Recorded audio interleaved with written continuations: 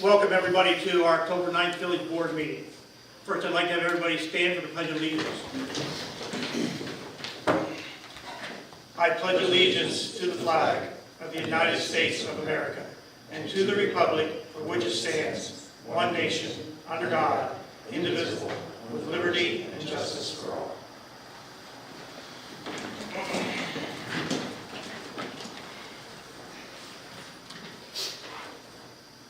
I'd also like to start off this session by making a motion that we go into executive sessions for interviews for our chief wastewater operator.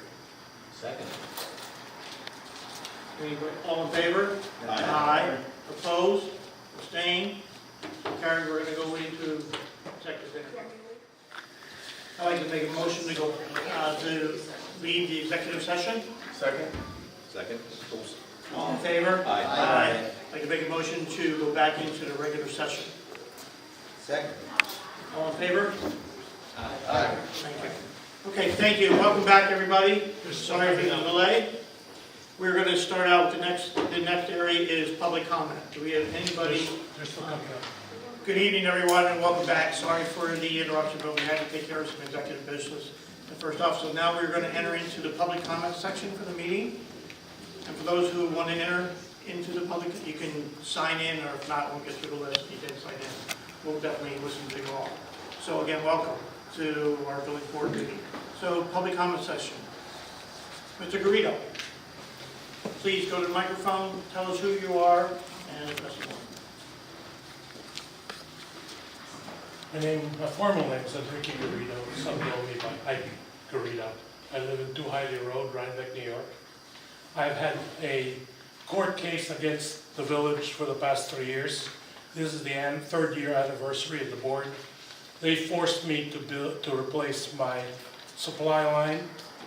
They forced me to pay for both the contractor work and the fines associated with being 1 day late, to the tune of $8,000. As I said, I've had a court case against them that I've decided to escalate. So now we are in the appellate court, the 3rd appellate court. I will continue to pursue the litigation against the board. And I decided to file another grievance for their, and Pat will attest to this, they have provided the court with two documents that I'm allegedly signed, which I did not. I provided proof that my signature were not on those documents, and I have made the court aware that you are guilty of perjury, which is punishable by a felony charge. I also am going to file harassment charges against you, Mr. Mayor, as a trustee, for coming on my property on October 7th, 2016, with your wife and with the former mayor, and told the contractor that is trying to abide by the replacement of the supply line. He told him not to turn my water on, and the only reason why he had to back off from that is because I got the Department of Health to come down on Mr. Fenton. I will be filing grievances or harassment cases against Mr. Fenton. He has already one strike against him when he was the zoning commissioner of Wappinger Falls, where he denied for 2 years the construction permit and CO for a Barbara Tomlins, and Judge Pagonis actually held him liable for that engagement. That's 2 strikes against him. Me as a 2nd strike. Okay, and that harassment can be punishable by 6 months in prison, and I intend to use my millions to go after him, to put him in behind bars. I have suffered 3 steps put in last year. at the tune of $199,000 at Vassar Hospital. I did not enjoy that experience. And in May of this year, I had to get aspirated because of another trick that your lawyer, Miss Judith Wade, did. I finally got my voice back, as you can tell. I am extremely upset. And I'm going to make it my point to own the village. That's my objective. Thank you. Thank you, Mr. Rito. Okay, next on the list, Sandra Baker.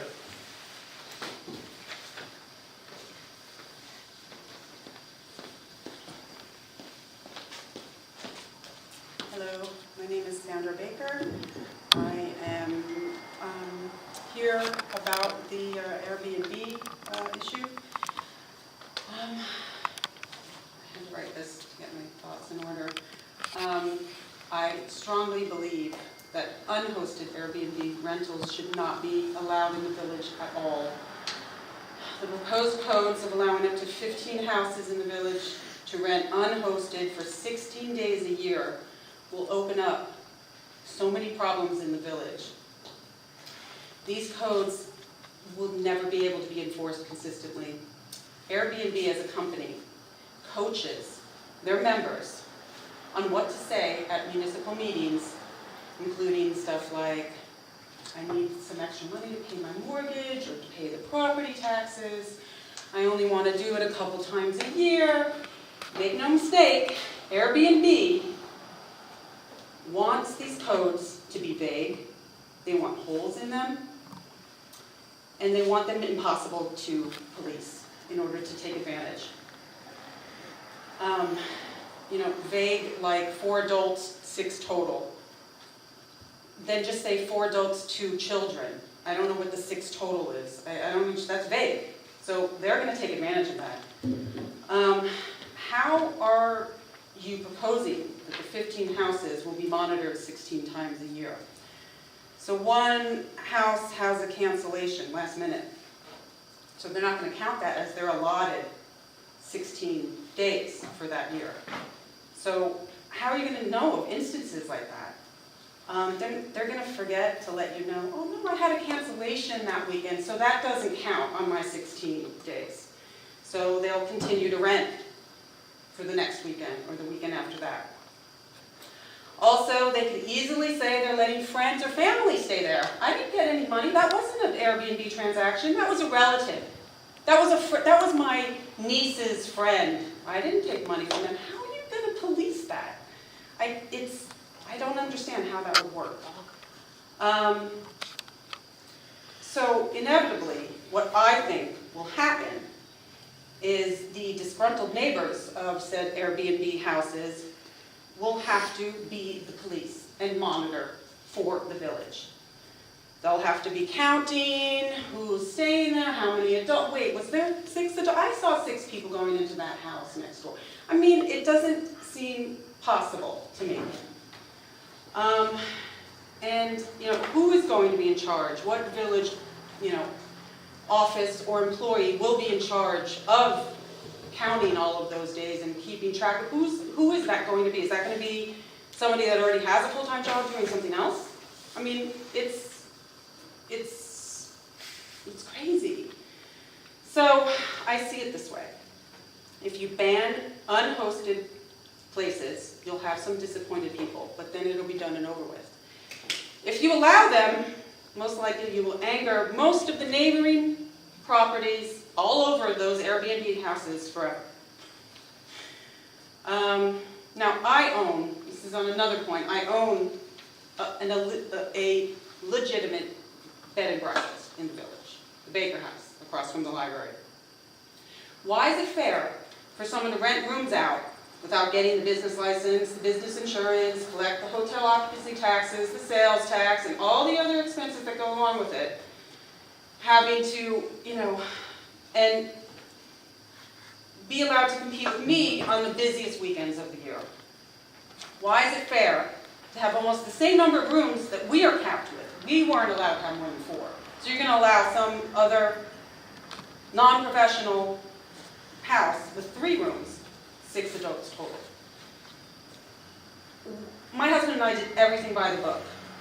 We had to get illuminated exit signs, evacuation maps, hardwire the smoke detectors, get fire extinguishers, have the health inspector come in, have John Fenton come in, do all this, but then you're gonna allow somebody to just rent out rooms in a house without any of that? Just so you know, we are going to require an annual fire inspection for everybody. We do. So, you know, Especially if it's going to the lottery winners. I mean, Right, it's part of okay. it. so the head of the Chamber of Commerce said herself that the village can't stand behind and champion its business owners when there's an underbelly of non-professionals who are in greater number than the professional, legitimate bed and breakfasts in the village that are dedicated to upholding the standards and quality of a bed and breakfast establishment. It's like letting some guy sell hamburgers in front of Foster's for 14 weekends in a row on the busiest weekends without getting the license, without doing anything. And yeah, he can do that. And, you know, it's not fair for me as a business. So I hope you will try to think it over. Think about how it's going to be policed. And think about, really, I mean, how is it going to work? Because I don't think it's going to work. That's it. Thank you. Thank you.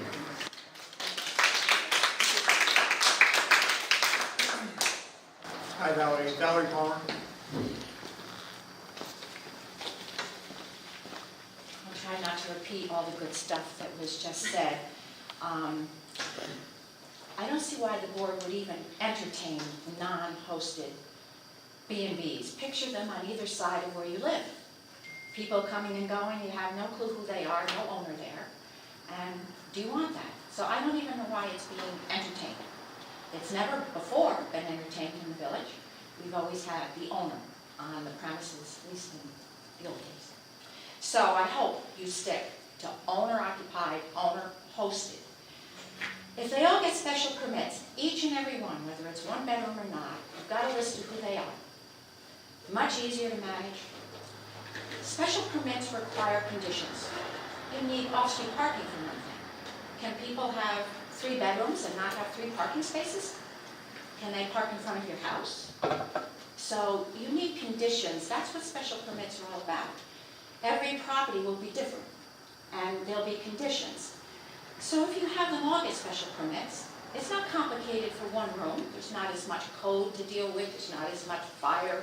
1 room isn't a complicated thing. 2 rooms isn't. And you get to 3 and 4, it gets to be like the Baker House, and then there's lots to do. But keeping a record of them all seems to me the smartest way.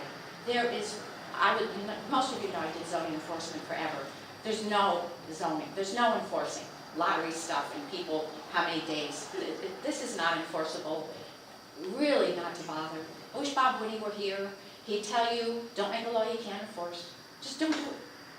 And it will cause neighbor problems. So please consider owner-occupied, owner-hosted, special permits. This way the neighbor knows. Wouldn't it be nice that you knew your next-door neighbor was taking in somebody? Wouldn't that be nice to know? You see cars in and out, different people all the time. It would be nice to know that they're running on Airbnb or a short-term rental and that they got a special permit for it. It would make the neighbors feel better. First of all, and I think any guests in the house will be much better and more respectfully behaved if the owner is on site. You let a house go, people come in for the weekend, have a couple kids. You know, if nobody's in the house, who's going to really see that they're not noisy, that they're not out of control? But if the owner's in the house, that's not going to happen.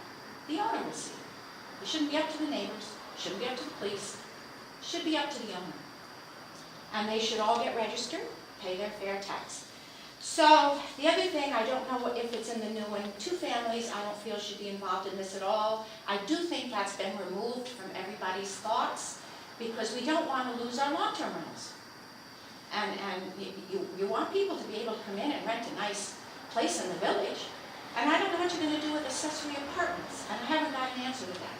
Right now, a lot of single-family homes have accessory in their secondary buildings or in their house, and I don't know, are they gonna be allowed? They are now.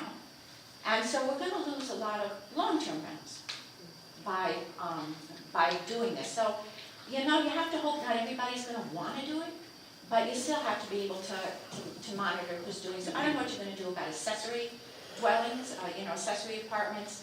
I'm not really sure, I haven't given that enough thought, but I'd hate to lose all of our long-term rentals. That would not be good for the village. Let me see, on the present, what else have I got? The enforcement thing is the biggest issue. And to help the code enforcement officer, you've got to make everybody get special permits with conditions. You've got to. And then That is what we're writing up. no non-hosted, nothing. Well, So a non-hosted, what does a neighbor do if the kids are out of control at the house next door? Or if you're parked in front of your house, there's cars parked in front of your house. You shouldn't have to call the police. This isn't really up to the police. I don't even know what the benefit to the village is, to anybody in the village except the person who has the non-hosted house. I don't know why there's any benefit. You have to look at the village as a whole. I can't think of one benefit to have a short-term rental, take a house, be a short-term rental with no host there. I just don't see how it benefits anyone. So hopefully you'll give this a lot of thought. And I know times have changed. Just for the fun of it, I called Lake George. They have 900 permanent residents in the village of Lake George, down from 6,000 or something. It took 20, 30 years, but they're all, have you been up to Lake George? It's all short-term rental. That's all it is. And they don't have a village anymore. They don't have the hominess of the village. So I feel that zoning is here to protect not just our commercial district, but our quality of life and the residents who live here. Thank you.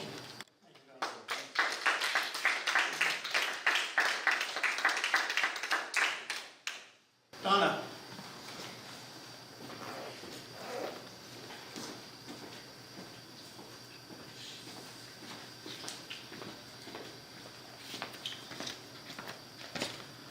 My name is Donna Warner. I live at 23 Beach Street, and right now I'm very tired, as I'm sure you are. And it was not easy to come here at 7 o'clock and find out that we had to stand outside for a period of time. I had the agenda from Friday that was emailed from everyone. So I guess I would just ask that in the future, or if you know, or Pat can tell us, how do you have a current agenda before you come?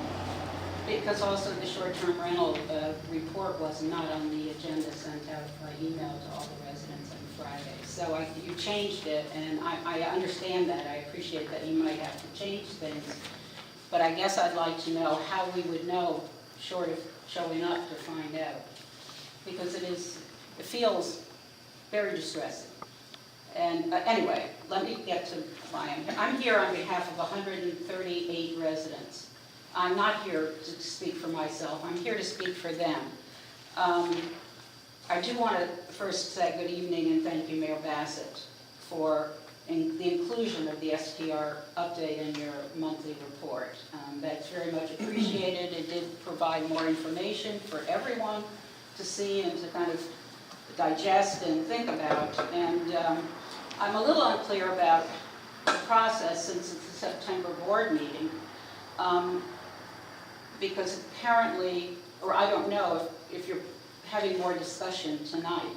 no, we're not. We're still putting it, like last time we agreed, we had those 4 or 5 points. We were going to write up the draft. Right. I did my piece, and then Fenton did some enforcement language, and we got to put it together and get it to the attorney. So nothing's happened. There's nothing to well, there's here's nothing my, to well, update. we haven't seen it. I'm just saying. Well, there's nothing to update, just so you know. Well, I don't know what you decided at the last meeting. It wasn't very clear. I thought it was clear. I thought it was clear. Well, here's my question. Since the September board meeting, did all the trustees review and approve draft provisions that have gone to or will go to the attorney? I just said no. So it just, so this, So we're not there yet. so you're not there yet, and you're not having any more discussion tonight. I was just gonna, update that we're still in that process, that's all. Okay, I'm confused because I was here at the last meeting, and while we think we hear certain things, we're not sure what was agreed to or not. So we'll find out, I guess, at the next opportunity, whenever that is. And I think that's what he summarized in his. Well, that I also read it was not briefly, but- particularly clear, and I do think you spent a great deal of the paragraph talking about the non-hosted, and I think that was clear. That was clear. But what wasn't clear was how it ended up for the room rental homes. In particular, the two-bedroom, did that stand as hosted two-bedroom, 1 to 2 bedroom room rentals with a special permit? That everything goes, it was the feeling of the others that everything requires special permit. Thank you, that's excellent. We now are getting closer. Well, but I said that at the September meeting. Well- I said, look, I don't have any skin in the game. Let's go over these 5 points. I'll write it up. I have it written down here somewhere. Okay, I'm just saying that when Nothing's the changed. audience doesn't necessarily But come nothing's away changed since with an appreciation for what the conclusions were. We thought that was a conclusion in July, and then it kind of slipped away. So I don't know. So the next step will be what? A public hearing? Yeah, Or do you come back and have a discussion here? we need to get a draft to the attorney, Yeah? and then we The would, county? yes, tee up a public hearing. And then that language needs to go to the county. We need to do seeker, and then So our next opportunity to see what you have proposed and what's come through your attorney, I'm assuming your attorney could make changes. yeah, but it shouldn't make any material business changes. Like the main points of it, just legally and things like that. So the next step would be, the next time we would see what's on the table after it goes through your attorney is at a public hearing? That's what I said last month, yeah. That we would Okay, so write it here's, up, okay, and then that's it. Fish or cut bait, like we have to decide as trustees what we're gonna do. all right, well, let me just make I don't want to stay up here too long, and I do want to let you know what I'm passing out. But referring to the work group in your message, I too appreciate all the hard work and know it was a challenging process from this June to December, possibly January. However, I think it's also important to mention the limitations of the work group. As best I know, again, and we've talked about this, no outreach was undertaken by the work group to find out what most village residents want. Those were individuals on the work group representing their views or their particular positions. Actually, the Airbnb people had true representation because they were organized and had someone representing them. But as best I know, there was no outreach. There wasn't, for example, information sessions that fed into your development. I also understand there was not a consensus on the most contentious item, the non-hosted rentals. Like there was a split vote on that. It That's was true. 4 to 3. So I just think we need to be cognizant that there isn't a groundswell, that this is a fragile decision, 4 to 3. And we've come a long way, and I do appreciate the movement towards limits and the movement on non-hosted. The limits on the days have been reduced, but I think not sufficiently. But anyway, I am what happened is I'm a group of concerned residents who attended a workshop in March and began to talk with village neighbors about what they do want. On April 10th, we submitted a letter from 97 residents requesting more time to become informed and weigh in, and we appreciate your hearing that and providing those opportunities. Today, I'm submitting a list of 135 residents. They are some of the same, but actually many new ones, who support the 4 specific code provisions that we have put forward. 2 of them we are on the same page about, the special permits and obviously the owner, that the short-term rental must be the legal residence, the permanent residence of a village resident 240 days a year. However, the other 2 are simply that we believe, as Valerie and other people have said, that you must require the principal owner to be present through the guest stays for all the reasons that have already been articulated. And secondly, have an effective enforcement plan in place prior to adopting a new code. So we have collected these names that are on the list by going door to door. And we just started that in September, and that's the kind of outreach I think is necessary to actually talk face to face with people and explain it. And when So just so you know, that the outreach, we thought that the, I'm speaking on behalf of the committee because we talked about this, of course. We had like maybe 90 years of public interest experience among 3 or 4 of us on that committee. I mean, in maybe 80 years of land use experience. But what we talked about was that the public outreach, and Gary and I talked about this mostly, but that would be through the workshop process. And so we had like 3 or 4 workshops. No, I understand that. I'm talking We about. thought that polling, we thought, just so you know, Yeah. we thought that polling could be gained by one advocacy side or another. I'm just saying that there were different ways to gather information from residents. Right, but we did discuss it, just so during you your know. formative And process. just so you know, we discussed it at length. And we felt that the workshops were very important to have. Yeah. And But of we course. appreciate your coming and expressing your views, because that's what a workshop is for. Okay, but it's still going, it's not involving the residents in the formative stage of the proposals that eventually came out in February. That's all I'm saying. I'm not saying, We thought we needed to get something to the public, otherwise it would just be, you're chasing one business point after another from this is a difficult process. People 1,500 all over the different world are households. going through it. So, But I made my point. So anyway, I just wanted to let you know that what we did was canvass, mostly on the north side of the village, so we have not finished, we have not gone on all the streets in the village. And so we do have 100, actually right now, about 140 people who have signed on to these 4 provisions specifically, not general, but very specific to these 4 provisions, including non-hosted rentals in the village. We are also getting some suggestions back from people like, well, how about if the non-hosted actually are still in the village somewhere and not gone away, you know, that kind of thing, the owners. So there are probably some other suggestions that will be forthcoming.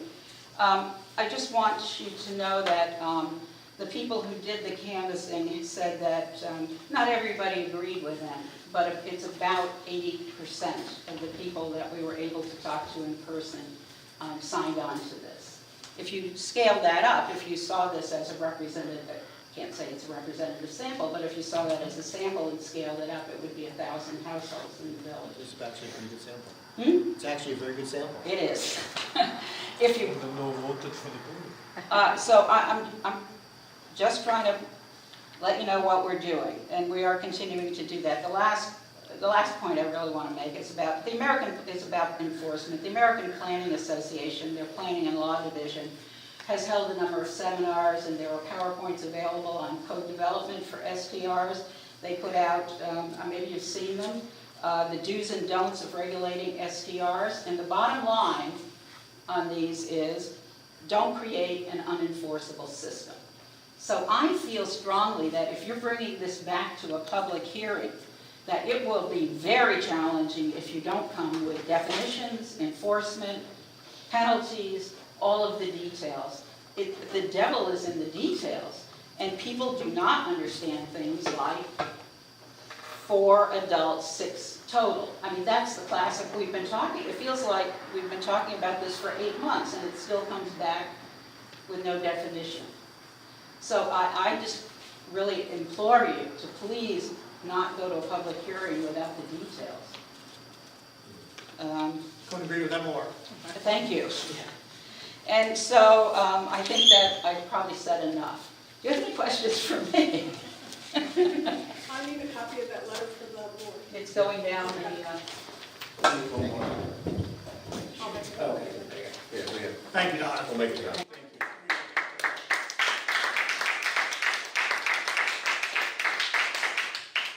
Mayor Bassett, can I ask a simple question? Sure. Have all of you asked your wives how they... We also ask that you come up to the microphone. Oh, it was So a we fun, get it to- was a fun thing. Have you all asked your wives how they would feel about an unhosted B&B next door? Have you all consulted your wives? Have you? Yeah. And they're all fine with it. I'm not at liberty to represent my Okay. wife. But I was just curious, you know. She can represent herself. They're a great source of information, thank you.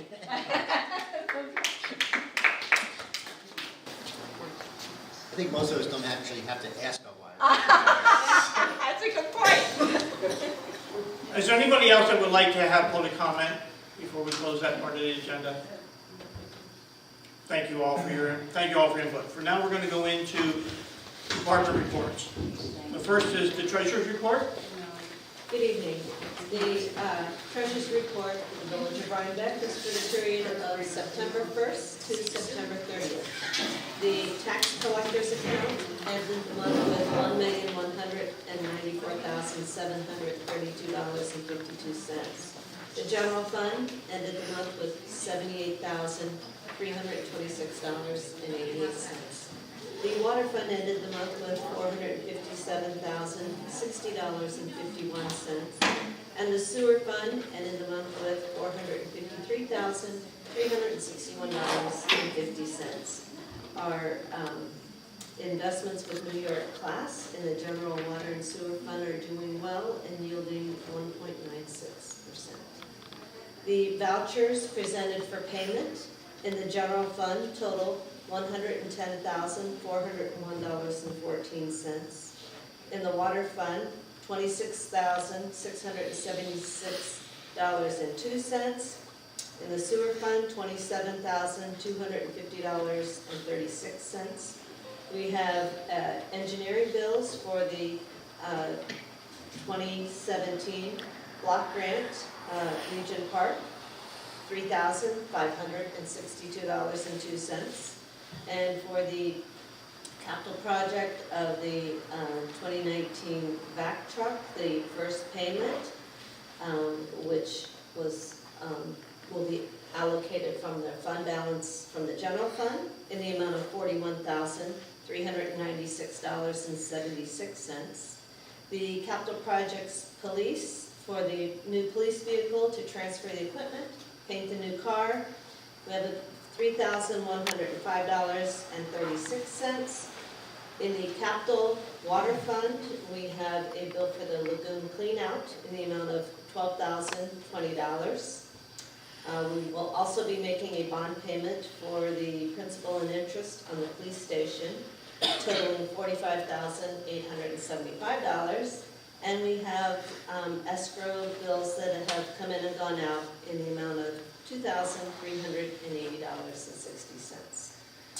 An operating statement is provided with the revenue and expenditures through October 9th.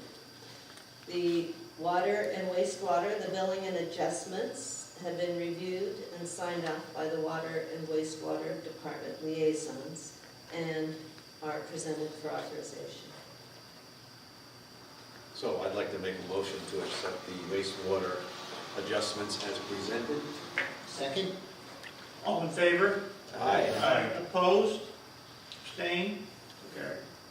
And I'd like to make a motion that we accept the water adjustments as presented. Second. All in favor? Aye. Opposed? Abstained? Thank you. The Village Hall handicap accessible lift, as we received a grant for that, I am requesting a resolution to allocate fund balance for the matching funds of $45,000. I would like to make a motion to use the fund balance for the matching funds for the village lift station. Second. All in favor? Aye. Opposed? Abstained? Carried. Thank you. Okay, so for the budget amendments, I'll just go through them because most of the transfer of funds are what I just stated for the Legion Park, which will be coming from the general fund, as we will be getting reimbursed from the county for that. The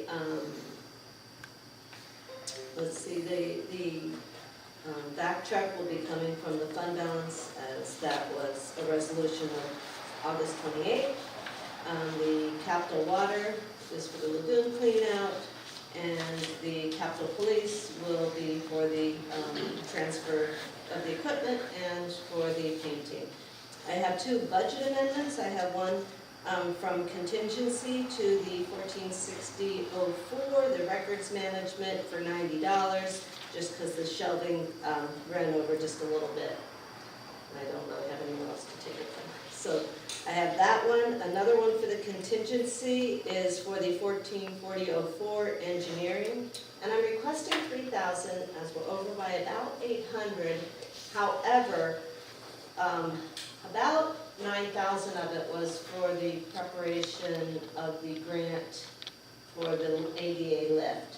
So I do need to contact the county because I think that if it's like the block grant, Howie, it's kind of, we talked about the engineering, that you had already done all of that. So if that is the case, then the grant will cover it. But until then, I just want to make sure that we're not over, so I'm asking for that transfer. I'd like to make a motion to approve the budget transfers as outlined by our treasurer. Second. All in favor? Aye. Anybody opposed? Abstained? So carried, thank you. That's all I have. Police reports.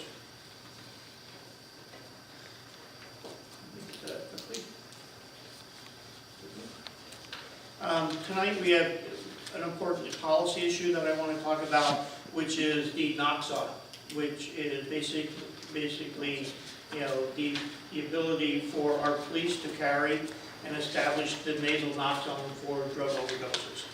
This has been reviewed, the policy has been out for your review.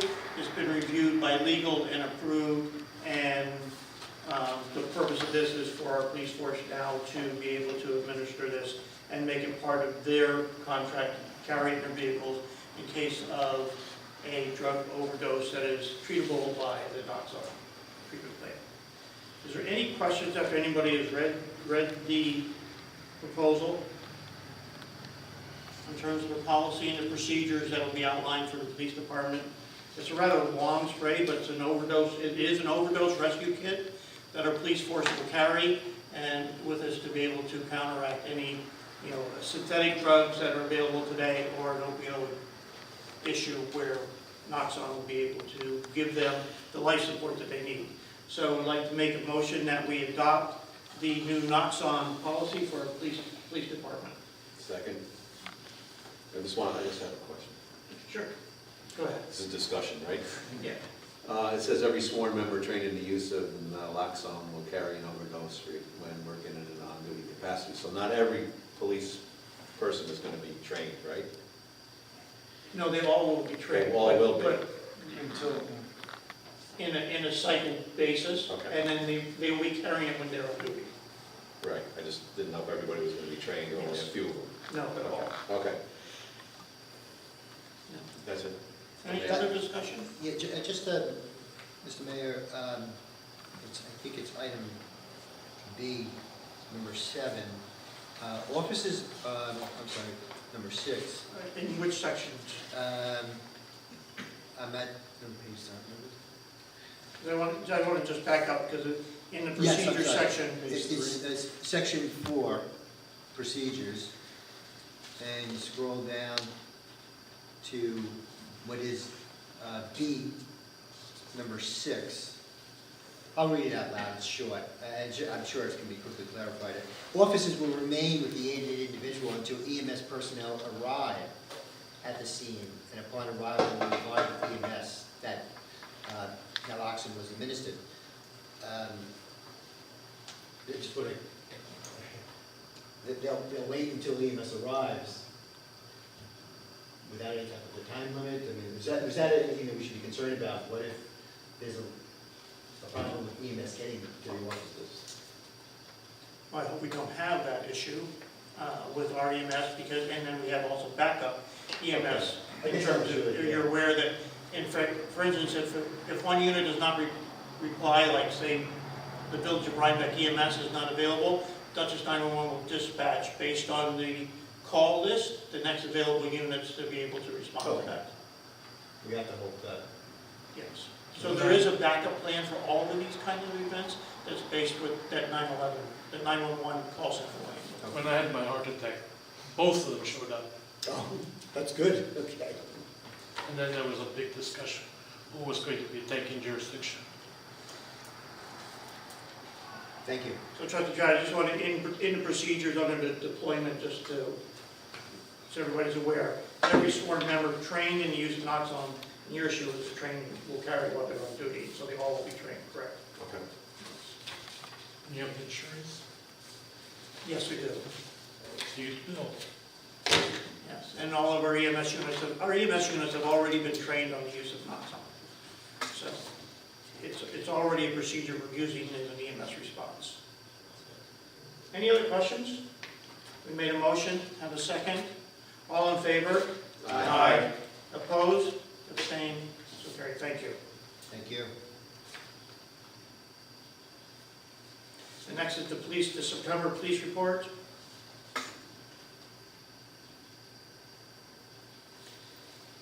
Total number of incidents in the town were 17. Total number of incidents in the village were 132. Total number of tickets in the town was 12. Total tickets in the village, 71. Total number of arrests were 4. And total number of accidents were 6. This is for the summary for the month of September. Going forward, fire department. Give me 1 second. Question. Are you aware that your contract with the town has expired 2 years ago? Whose contract? Mr. Green, if you would like to address the board, you would like to come up and address the board?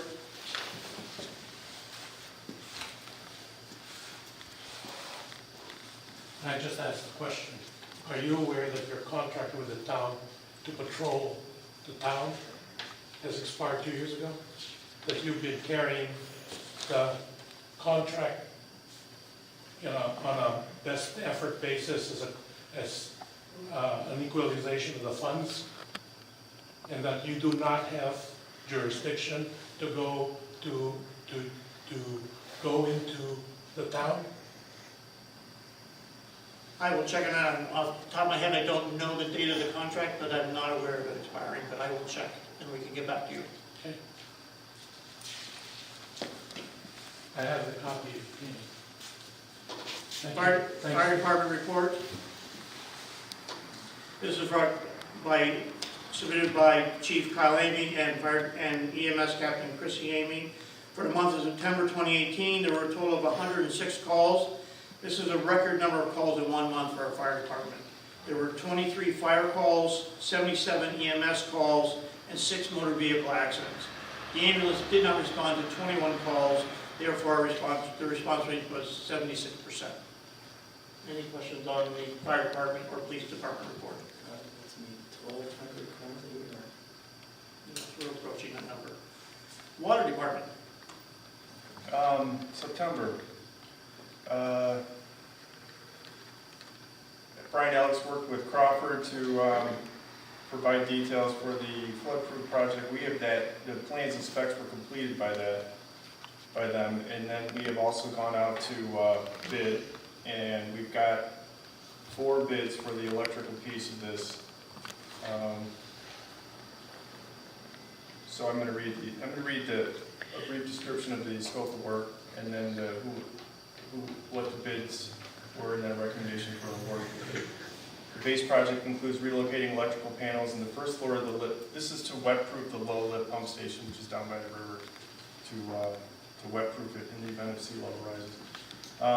Relocate electrical panels in the first floor of the lift station, relocating disconnects from the basement to the first floor above the flood protection level, removing receptacles and unused conduits from the basement, replacing the existing old pump control with the new 480 volt rated means of disconnect and overcurrent protection, sealing existing conduits below the flood level to meet submersible ratings, and more as outlined on the project drawings. Okay, so, and there's an alternate one, which is an amendment to the project, to remove the existing unused ventilation unit from the basement and replace with a new ventilation unit. So we've got 4 bids. One was from Austerhout Electric, the lowest one at $19,147 with the amended alternate one piece of it. Beath Electric was at $28,235. Amphibious Electric was at $38,600. And Alliance electrical and surveillance was at $59,000. So the Osterhout bid was considerably lower, but it was reviewed for completeness by our engineer, and it's a good bid, and it's a reputable company. So I would propose that we approve that bid to do the electrical part of the Little Lip pump station project for $19,147 at Osterhout Electric. Second. Discussion, I have a question. Yeah. You said this was for the electrical portion, does it also include the ceiling portion? There's another portion of this that they have not spec'd out yet. Which is the And ceiling? we're gonna do that because it's a smaller part via RFP. Oh, okay, I was not, So, I but didn't, this does include the ventilation unit, right, but not the actual physical ceiling. like, yeah, the concrete and stuff like that, Yes, yeah. okay. So we have some folks in mind that we're gonna invite to All bid right, on so you've that. broken the bid up into two pieces. Right. Okay. I haven't seen the scope of work on it. He said On the that second it's- part. Yeah, he's still working on Because it. originally, Is that what it he said today, Pat? Yeah, he was- said- originally was for both pieces. That's what I thought, yeah. Yes, Yeah, originally- The electrician was basically gonna be the GC, but they decided not to do it that way. And so, can we do that? Break it apart? Yeah. Just a question. Okay, since all the four bids, we're only addressing the electrical portion and not the ceiling, I believe the law is having separate HVAC, separate electric, separate plumbing, but this is Okay. clearly So we're okay? separating the electrical part of this, so. We would have to, I think, make a motion to go for the RFP for the additional work. All Right. We can do that. We'll have a workshop or whatever, yeah, when we're ready for that. Okay. So you made the motion, right? Second. And seconded. All in favor? Aye. Anybody opposed? Abstained? So, okay, thank you. So the rest of this. Just a comment, please. We're the first ones in the county that have done anything towards sea level rise to protect our water supply to the village. So this is an important step for us because we all know climate change, and there was a recent announcement by the IPCC this week that said that by the year 2100 we could be susceptible to now the risk of sea level rise, for climate change. And we were focused exactly on that plan. So the Little Lift pump stations are our most vulnerable place for our water treatment plant, because if they're out, we can no longer draw water from the river and supply our reservoir to supply all the village residents. So we got two grants. One was to determine the vulnerabilities. We did a vulnerability study. And then the second grant was for the lower lip matching from the Yes. lower lip pump station. Good job. Thank you. The other issues are just monthly maintenance, except for, I wanted to point out too, because I think we mentioned at workshop, that we're moving forward also on the sediment sludge, alum sludge removal project, and that's also gone out to bid. So, keep you posted on that. We did get resignation from Anthony Valenti. Dear Mayor Bassett, letter dated October 5th. I hereby irrevocably resign from my position with the Village of Rhinebeck effective the close of business October 5th, 2018. On the same note, we've been recruiting for a full-time temporary position for a water department trainee. We need a motion to accept the We resignation. need to accept his resignation. Yeah, okay. No, okay. Okay. All right, so first, we will accept, I'd like to make a motion that we accept Anthony's resignation. Second. All in favor? Aye. Discussion? Opposed? Abstained? We thank Mr. Valenti for his service. To that end, we posted for a full-time temporary position for the water department trainee.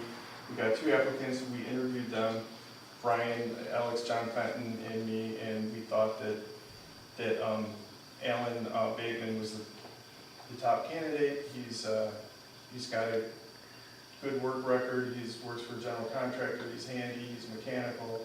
He's studying engineering in Dutchess County, and I'd like to extend an offer to him at I think $14 per hour, which is where Anthony was at when he started for the water department training, which would be full-time temporary spot for now. So I'd like to make a motion that we extend that out for 10. Second. Full-time Form permanent, is wise, that what you said? No, Full-time. full-time. Full-time, Temporary. How long is the, 60 days, 90 days?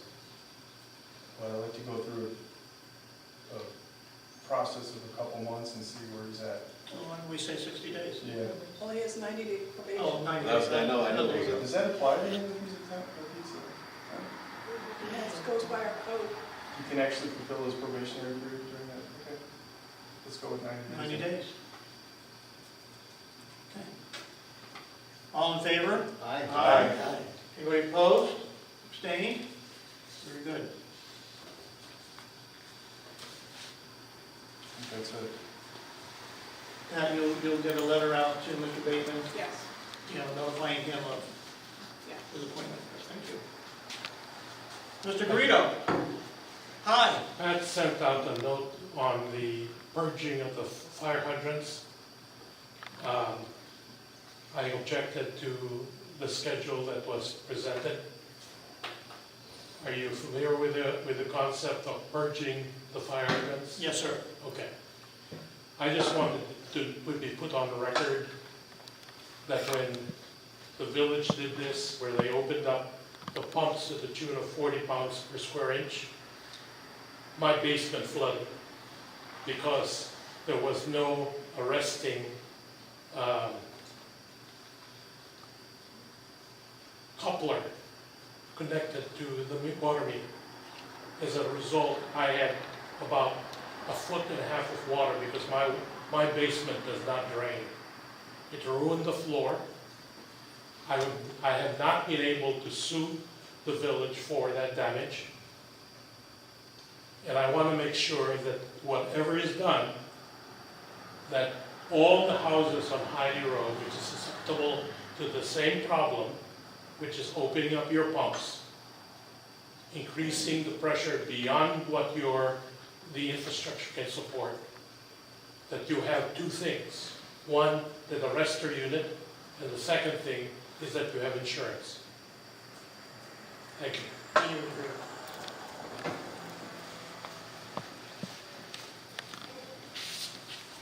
Mr. Trout? Yes. I'm sorry, are you finished, sir? Right. Yes. Okay. Wastewater. Wastewater. The September wastewater report reads as follows. The wastewater treated was 4.5 million gallons. Gallons of sludge processed was 30,700 gallons. And pounds of sludge processed was 3,794 pounds. Now, the other thing on the list here is the employees that we're going to do this in executive session. Correct. Correct, okay, so we were going to be looking to hire a wastewater treatment plant trainee and a wastewater treatment plant chief operator. Move that to executive session. Thank you. Anything else? That's the end of my report. Very good. Highway. Okay, well, we've entered the season of continuous brush removal. So I'd like to remind all residents that they can put out brush, which would consist of small limbs and other debris. We have a new leaf vacuum truck, but the truck only works on leaves. So we ask that you please keep your brush in one pile, your leaves in another pile. That way we can pick up both effectively. And as always, we never pick up grass clippings. So please do not intermingle grass clippings in either the brush or the leaves. We can't pick up either pile if it's contaminated by grass clippings.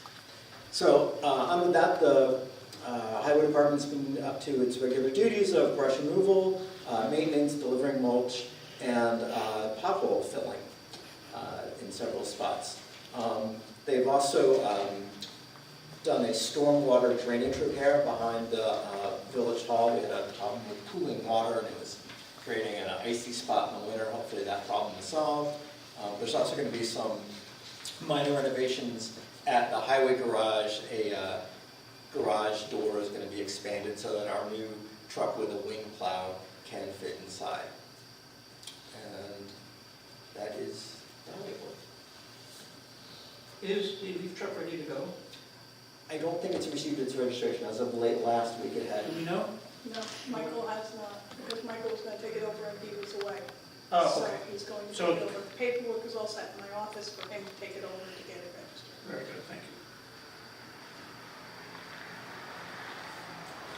Any new business to discuss?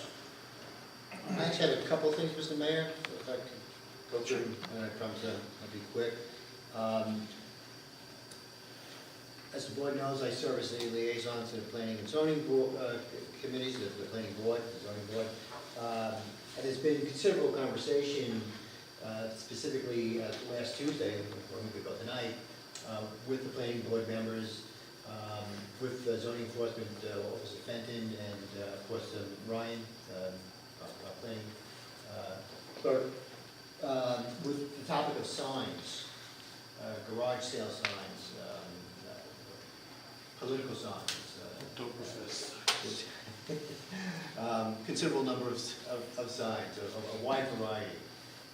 And while we do have some languages in our code, there was a fair amount of conversation and debate among the members of the planning board, and ultimately it was recommended that each of the members of the planning board would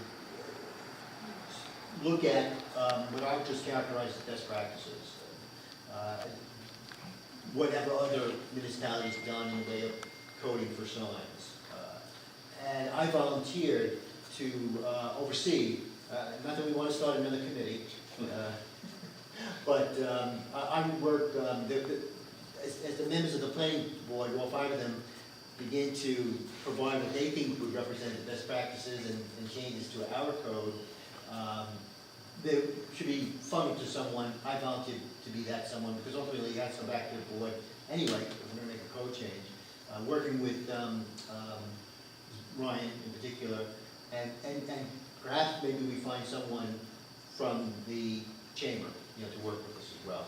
So what I'm submitting to the board tonight is the recommendation that, and again, I don't want to characterize it as another committee, but just me working with the planning board and perhaps one person from the chamber to give us some input, ultimately that would represent potential changes to our code, improvement to our code relative to signs throughout the village.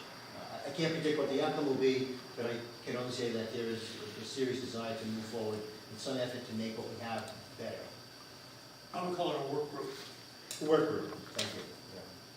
I think the political signs kind of fall into a different group than other signs that. So we all understand that, but no one can really articulate what exactly does that mean. And to be clear, no one is trying to control content of sign, but we can control things such as the size and how long they should be up. So where this leads us, gentlemen, I'm not quite sure, but I think that we ought to follow the recommendations and cues of the planning board to try and come up with something that maybe can be improvement over what we have right now, and establish some better sense of, I don't want to say regulations, but framework of where signs go, how long they can be up. Is this for business? Clarification here, because today our code allows for political, religious, philanthropic, and civic signs to be placed as within the village. I've read the other rules associated with them, but they are not allowed. Then we also have the business signs that business owners place on their establishments. Oh, that's separate. You're not addressing that? Yeah, you want to put a sign in your business. You have to go through the You plan? have to go through, yes, right, that's part of the site plan. Okay. Completely different, that's handled. Okay. Well, then we have off-premises signs, which is when a business has a sign for another business, and that's basically the billboard family of signs. Correct. You're right. Which is a prohibition, it's prohibited. Yes. Off-premise advertising. So Unless you're one of those, fit into one of those categories. If you're a philanthropic, Well, that's in your advertising event. Is that or is I have that? to look at that, you can't, I don't think you can Because it just, doesn't specify that. I don't think you can just This basically be a would be the purpose 501c. of the work group. Right. Yeah. So well, for everybody's, I guess it would be great to have clarification on. That's what we would want to be coming back to. Right. So, Right. There's also been discussion in regard to business to the sandwich boards. Yes. So is yes. That's part of that's it, a business thing, right? We did talk about all that stuff a Yeah. lot with the committee, you know, when we did the zoning rewrite. Okay. I mean, just so you guys know. Yeah. And in fact, that was very much part of the conversation with the planning board last year, the sandwich signs, because that is an issue currently, so. So that's included in Yes, this that's discussion. included, yes, yeah. I wanted the board to know, Mr. Mayor, that yourself and I and Village Clerk Tycoon, that we are working with our website developer. In fact, we have a meeting again tomorrow night, and we have been promised, or there's at least a targeted date to have a new website up and running for the village of Rhinebeck by the end of October. That might be a bit ambitious, but we're certainly moving in that trajectory to get this done. I do have just a couple of things to say about grants, and I'm sorry to leave it at this moment, but I think it's well known that, I hope it's well known that 2 grants were awarded. I did upload it to you guys, you gentlemen will see it, and what you'll see is more green in the Excel file means that we've got more grants approved. And 2 of them that came in, of course, were in Mayor Bassett's monthly newsletter, and the lift, as well as, I don't forget the other one. The study, the feasibility study. And those were, I think they each were, the feasibility was 100% that we got funded. So terrific news for those that may not be familiar with it. And as much as people have said, hey, heard about the new grants, had nothing to do with John Rossi and his committee. It was really 100% Mayor Bassett with the lift and the feasibility, and I know obviously by the staff. I did file, you might recall that one of our CFA grants for Legion Park was to do the next phase of Legion Park, which actually was part of the original plan, the original upgrade. And that involved a filing for $100,000 with CFA, which is among the grants that are pending. But then I said that we would seek another $50,000 from the Frost Foundation, and that was submitted 2 weeks ago, right, a few days before the deadline. So if we were to get to 2 of those, we would be well positioned to have the advancement of the next phases of the upgrades to Legion Park. And that's all I have for new business. So the 2 grants we got were from the county.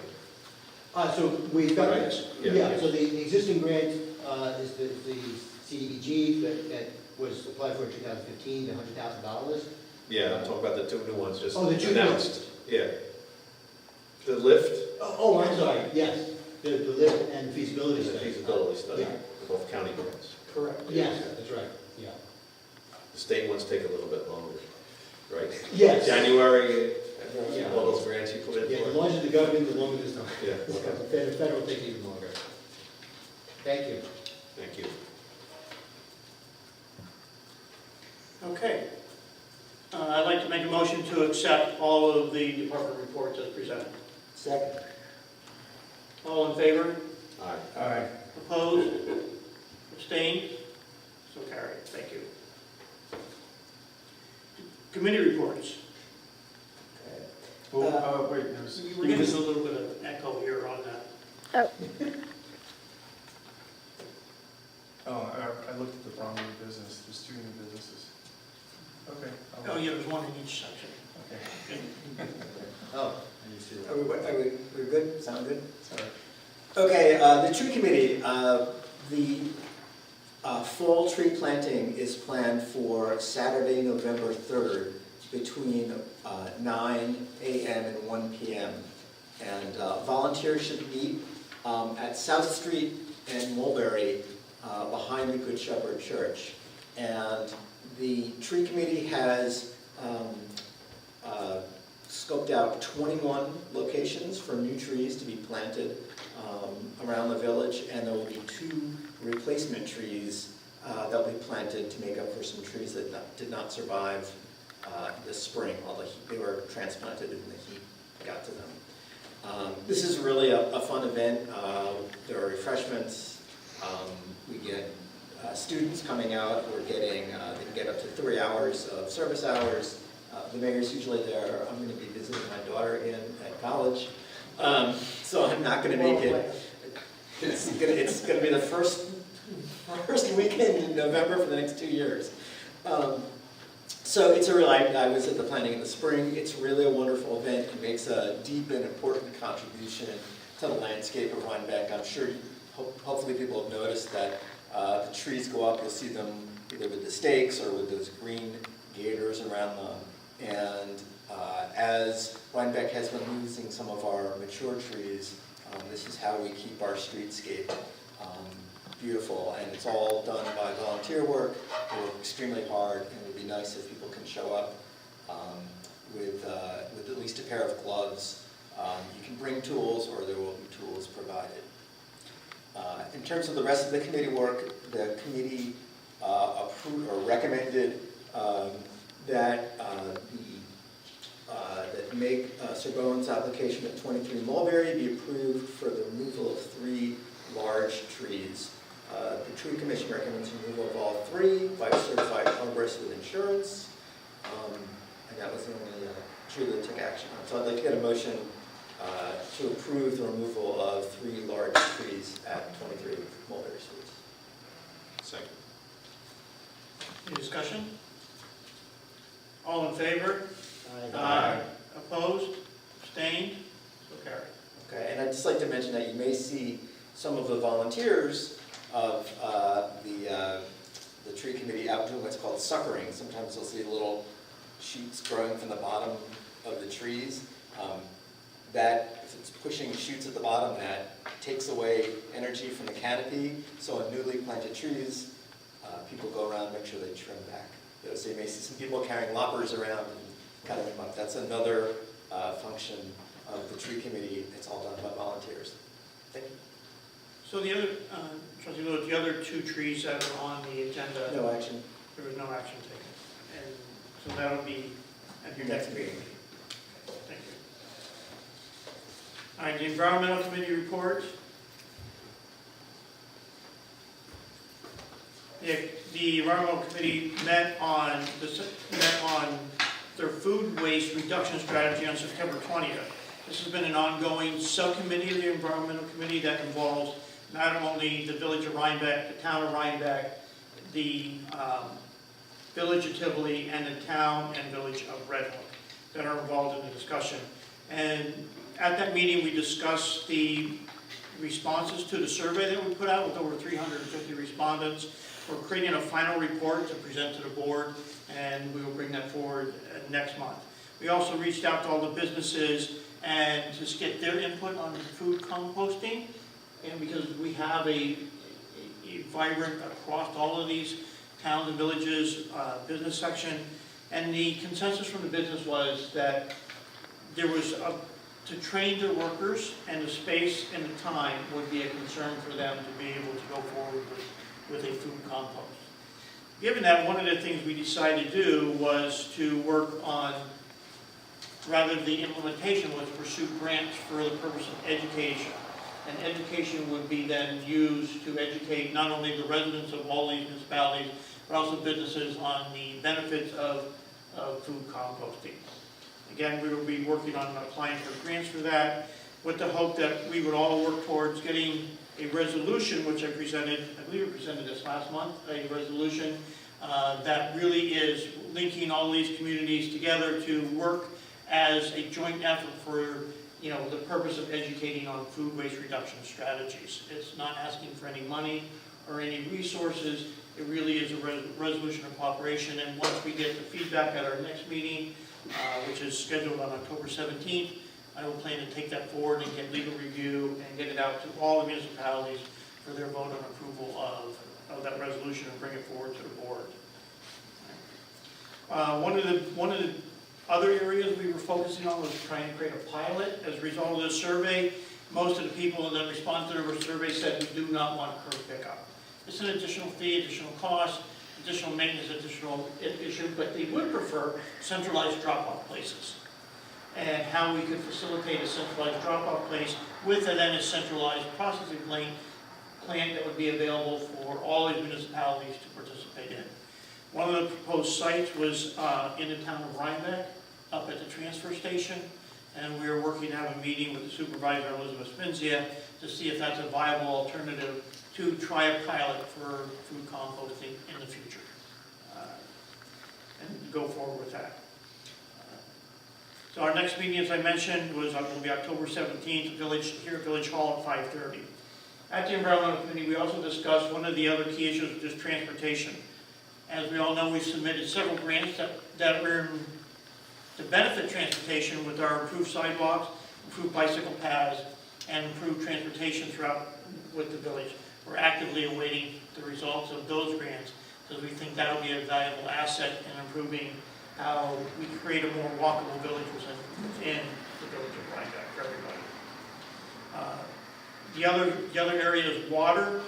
We are developing maps that will outline the estuaries that feed the Hudson River. This is in conjunction with Riverkeeper, and we will make those maps available that will outline all the estuaries that in our geographical area will feed the Hudson River as a way to get attention to the areas that we're really focused on. Because if you think about what we need to do, we need not only to provide clean water to everybody, we need to protect the water that we have. So all of the estuaries feeding that become important. So we're defining that with a map first to be able to go out to the public and work on that. And then on October 23rd, I'm going to be presenting as chair of the Hudson River Drinking Water Intermunicipal Council, also known as the Hudson 7. I will be presenting at the Hudson River Watershed Alliance, which will be held at FDR that day, on the efforts that we've done as a result of this council in terms of preparation for protecting our Hudson River. So I'm anxiously looking forward to that. Our next environmental meeting will be on November 1st, and thank you.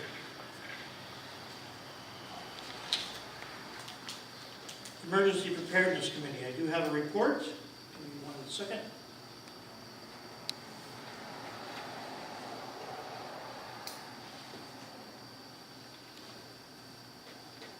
This report is from Frank Intervella, our Emergency Response Coordinator. It's a report for the month of September, submitted by Frank Intervella. I'm going to read this because I just want to make sure I cover all of it. It's not very long, but during the month of September, the town and village solicited volunteers from a community to join the committee. A copy of the notice is attached. To date, 8 people have expressed interest in serving on this committee. They've spoken to 4 of them and will be contacting the others with a meeting in the coming weeks. He expects to have recommendations to the town and village boards for appointment to the committee before the end of October, which will be then at our next village board meeting. He has also met with the Rhinebeck Preparedness Healthcare Coalition on September 21st. This coalition, which consists of representatives of Astor Home, area nursing homes, hospitals, and other healthcare providers, and the state and county health departments, has been meeting informally for the last year and has served as an informal template for the formation of this committee. Previously, they have also included representation from law enforcement and the fire community.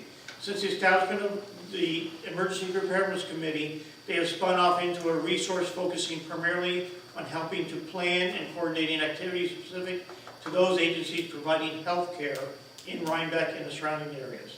They are planning a training exercise in the near future that will test the capabilities of our area facilities to react to emergencies and with the strain and the limits of their response systems. Members of our committee will likely assist in that planning, preparation, and execution of this exercise. Third item, he has attempted to conduct a meeting of the local police and fire service personnel that are part of this Emergency Preparedness Committee. However, scheduling conflicts have precluded that, and he decided to hold off until the entire committee, including the citizen volunteers, has been appointed. And last, the Dutchess County Sheriff's Office has designated Sergeant Todd Grieve as their representative to the committee. Todd served as their liaison during the fair and is very familiar with the Rhinebeck and its community. So thank you, Mr. Annabelle, for your report this month.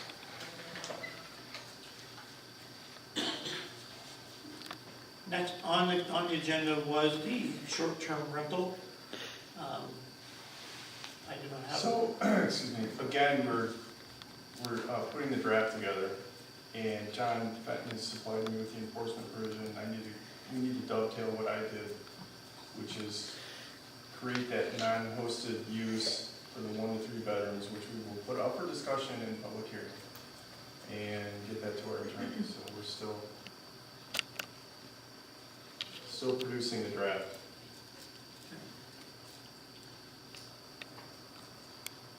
Any new business? Well, you have something? Yeah, after. Sure. Who wants to go first? Yeah, so. Oh, did you On guys- the agenda is the 5G wireless facilities. You get to go. So, the FCC has come down with basically an edict on how to regulate these 5G wireless facilities, and it's going to be huge. I just discovered this the other day, so couldn't even find a good article summarizing the order from the FCC.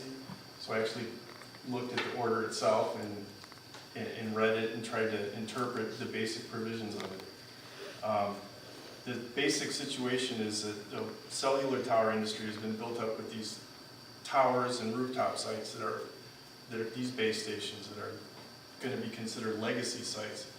And this 5th generation wireless is going to be this lightning quick broadband process that's going to come in and improve basically broadband speed, and for a variety of uses that I don't even understand. I mean, it could be used for your, driverless cars eventually and things like that.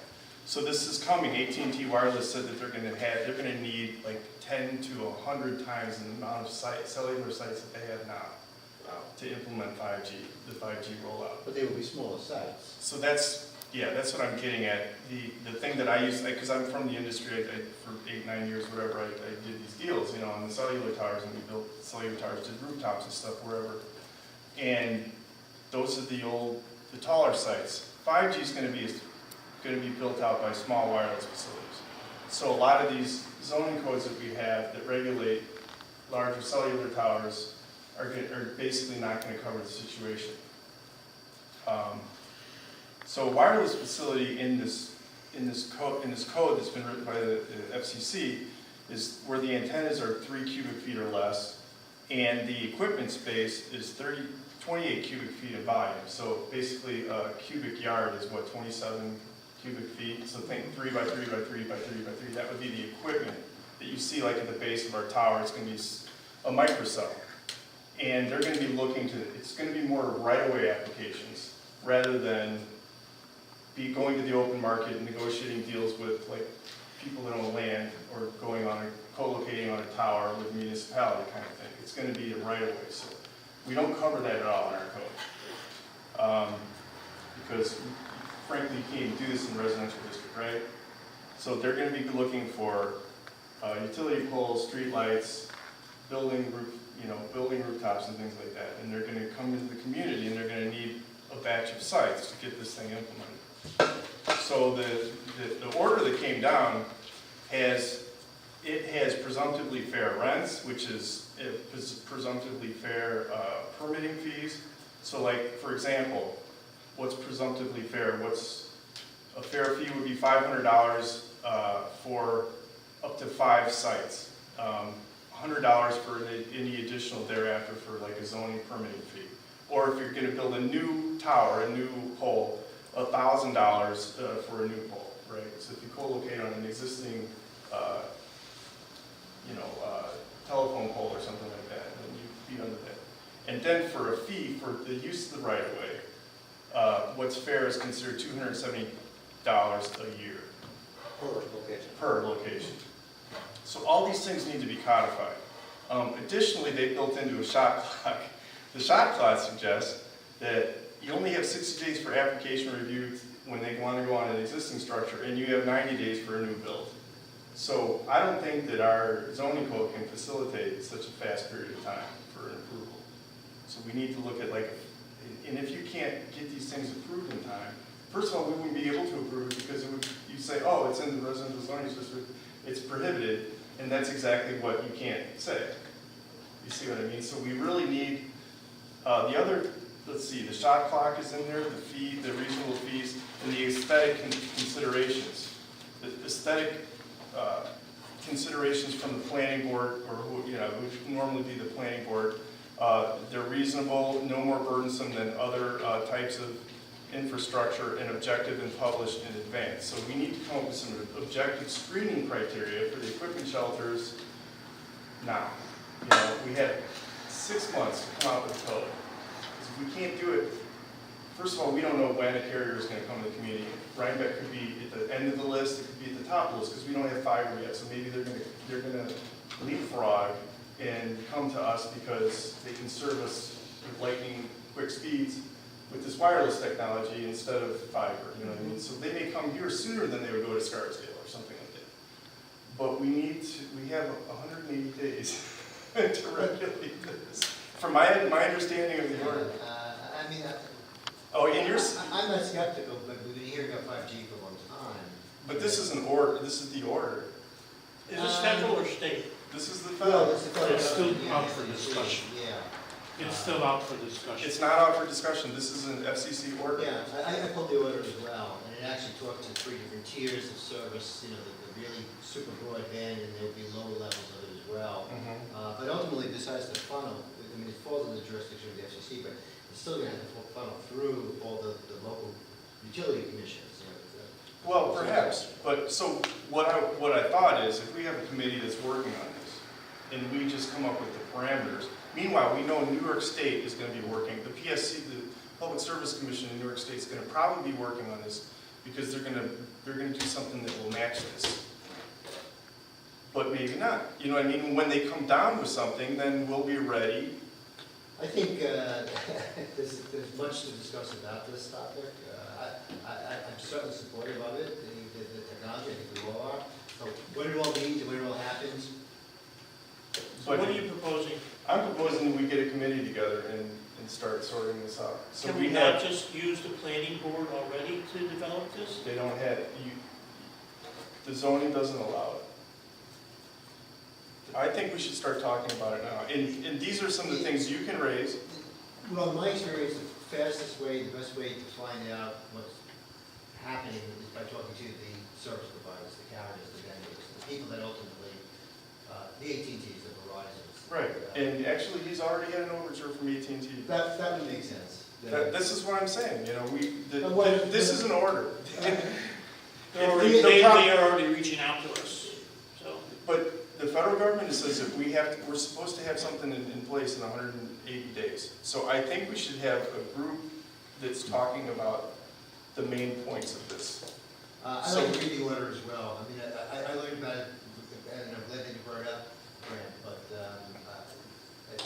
I too have pretty extensive experience working with the FCC. Right. As well as. I've never seen anything like this, because we used to work with the regulation for the, for the cellular towers, and how you can't, unreasonably restrict, that kind of thing, but it was all through case law. It was being developed through case law. Yeah. They never stepped in before the building, and we could have moratoriums, this is suggesting we can't. They never stepped in before. You have me at a disadvantage because I haven't read the code and. Oh, I understand, what I'm suggesting is. But I've had a lot of experience with the FCC, nothing moves quickly even when they do issue an order. It's open to a lot more conversation, a lot more discussion. Well, that's why I'm suggesting we have a working group. Well, So Brandon, are you taking the lead on this? Is that what you're suggesting? Well, I think that John and I should, I like to, at minimum, we should be working together and talking about it, but we have an awful lot of things on our plates already, I know, but if I- they can, let me say, what this actually talks about, is that a carrier can come in and say, oh, you don't have anything in place, it's presumptively unreasonable, and you can get it declared, you can get an injunction based on the fact that you don't have your ducks in a I row. would just suggest, let's slow down and take a closer look at it. So you don't want to put a group together with you, me, and maybe a couple of people from... I'm not looking for another committee, I'm really not. Okay, but I would suggest that we begin conversation with, Mr. Mayor, you said that one of the carriers actually reached out to you. Correct. When was this? Just this week. This week? AT&T? It was 18, Okay. correct. To talk about this topic. Yes. Okay, but I think that's a great place to start. Why don't we start with a meeting and... So I asked Trustee Huniker to participate in a meeting. Yeah, and I'll join. We'll work on getting it set up.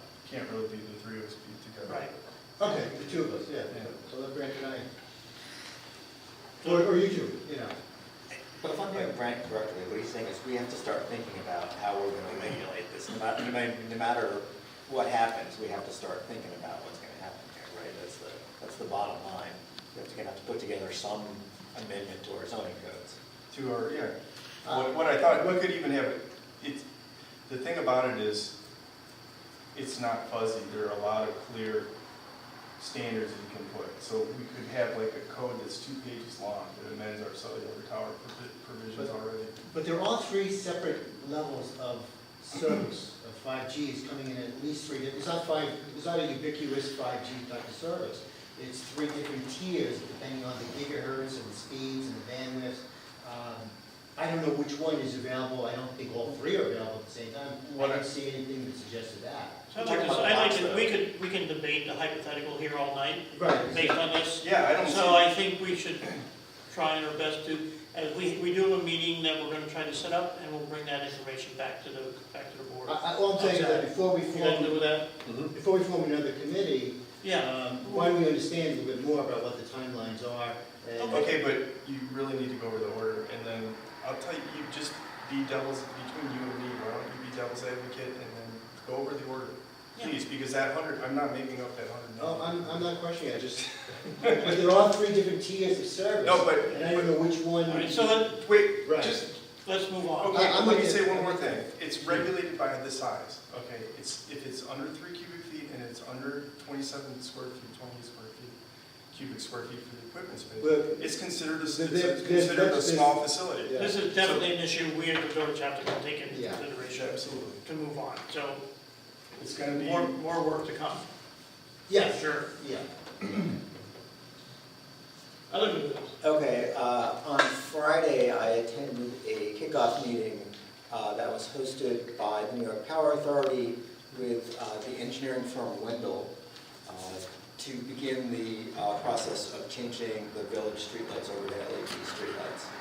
And the reason why we're doing this is because ultimately it will save the village about $20,000 to $25,000 a year once we get the lights installed. It will also reduce our greenhouse gas emissions and will create a darker sky, so a more pleasant village.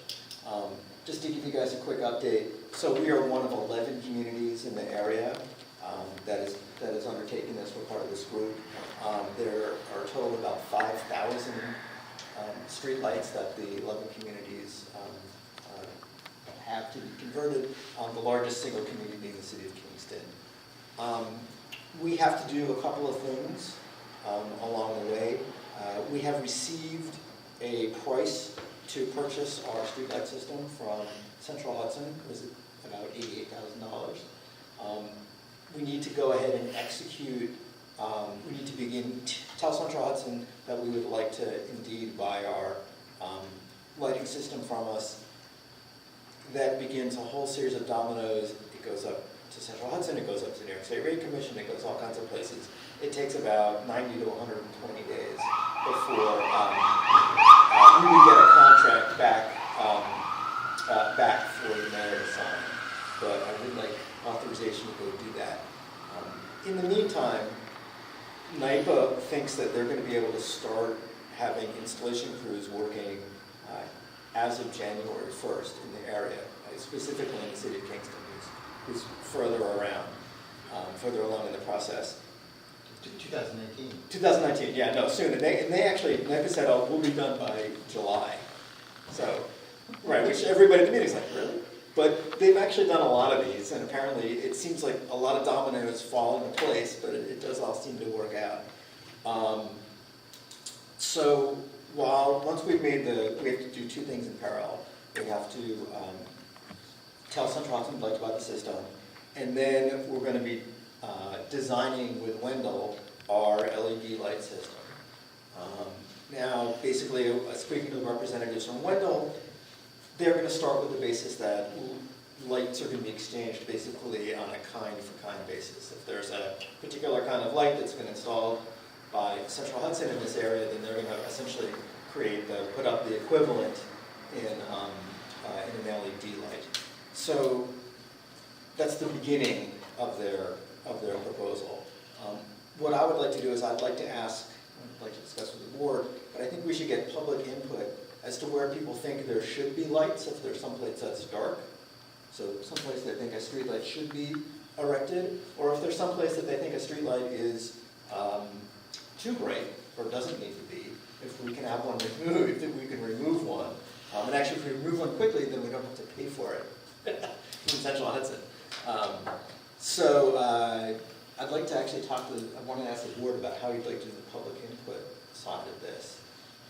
Obviously, there's an announcement to... Typically, what we would do is hold a workshop Okay. for public input. Okay. Well, then what I think I would say is Wendell is supposed to hold a preliminary conference call, and I think that'll be myself, John Fenton, Mike Wolf, and Sergeant Dunn, just to get everybody who's really up on the needs for the lighting system. They're going to come back with a preliminary drawing of the system, and maybe at that point we should do a workshop and invite people in to give comments. Good idea. And just one thing I do want people to understand is that the streetlight system as it exists and as it will exist is primarily for drivers. It's not for sidewalks. And I know we have some of our sidewalks in the village can be dark. Basically, we will have a chance to tweak some of the lighting system, but that's only a secondary function of the streetlights. Illuminating the sidewalks is not really their job. And if we want to illuminate sidewalks, we're going to have to look at that in a different mode. And I'll also throw this out there. We're going to be replacing what are the streetlights called Cobra heads. They're replacing the Cobra heads with the Cobra head. It's basically lighter and smaller looking object. There are decorative and historic fixtures and such that are available, but the replacement Cobra head is about $100. The decorative fixtures start at about $1,200. And so, I just want to let people know, the village can't afford that, but if somebody wanted to dress up the central business district with historic lights, they wanted to come up with, maybe run that by the chamber. Yeah, it's a lot of lights. That would be Village center. Yeah, village center. So I just want to make that is something that is available to us, but I think we'd have to find a private private entity. Yeah, so first off, I thought we already approved going forward with the design at a previous meeting. Yes, no, this is all basically, I'm just bringing you up to date. Oh, That- so that's done. Right, the design is coming. No, I'm not asking for any approval, I just want to give you the update on I what's was going on. confused when you wanted us to No. approve the design. No. We voted to do that. Right, and Wendell will be coming here. It's really what I want the approval for is to go ahead and ask Central Hudson to purchase the system. So now the second question is, now we have to move forward on purchasing the lights. And I believe that what we discussed before, that is covered by this fee. So we really don't outlay the money. Correct. We have, Central Hudson basically has a loan program where they will lend us the entire amount for the light conversion, which is approximately $170,000, a little less than that. And it's about $170,000 total. That would be the loan.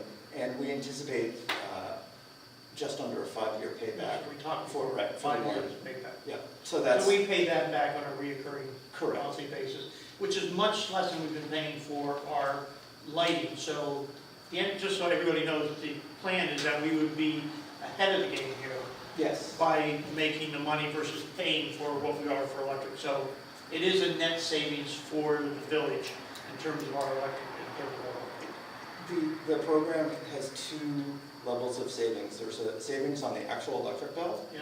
which is small. The biggest part of our bill is actually the maintenance side of the bill.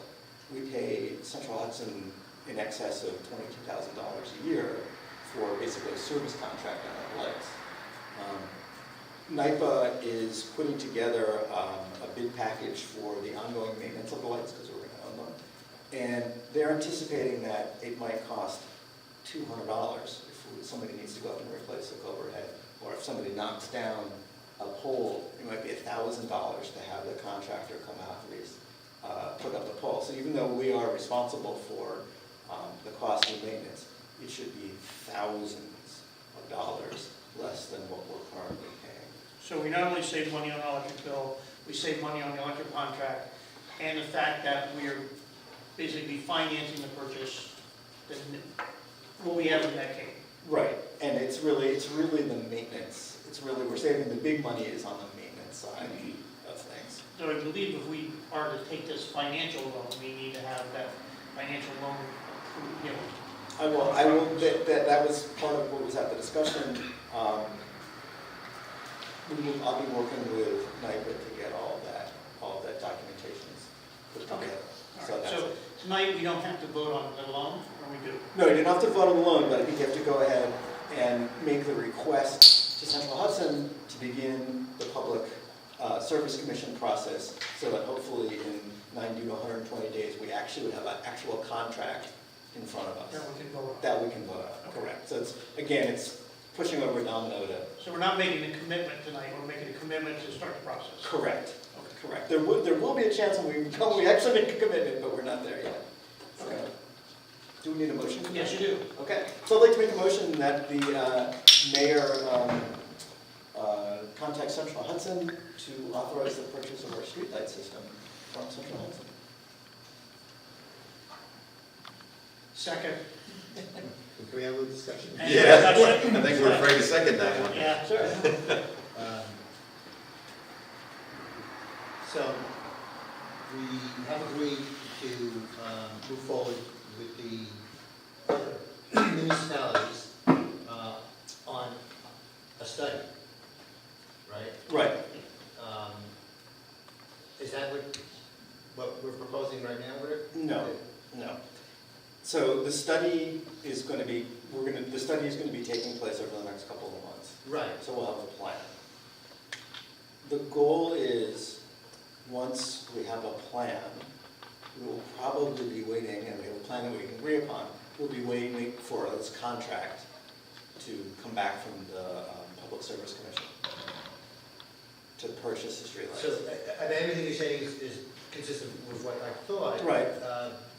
Why do we now want to say that we want to, how did you characterize it? What was the motion? Purchase the Well, we have streetlights. to purchase the streetlights. Right now, Central It's Hudson. to get a contract, it's not to purchase, it's to get a contract To for purchase. purchase. And then we get to vote on the contract. Central Hudson, just to review, Central Hudson owns the streetlights. The way the Public No, Service, yeah. right, the way the Public Service Commission set this up is, Central Hudson is allowed to recoup their stranded costs. So, Okay. which keep going up. And maybe I'm not listening properly, but here's what I'm hearing, that we're in the midst of a study, but tonight we want to approve a contract to purchase the streetlights. No, we're not approving the contract, we're just approving the mayor to initiate the Request contract, the contract. discussion, the contract. Even though I guess. We're not sliding anything, but we have to, in other words, we have to make a formal request to Central Why Hudson. are we waiting for the study to be done? Because, What's that the purpose of the study?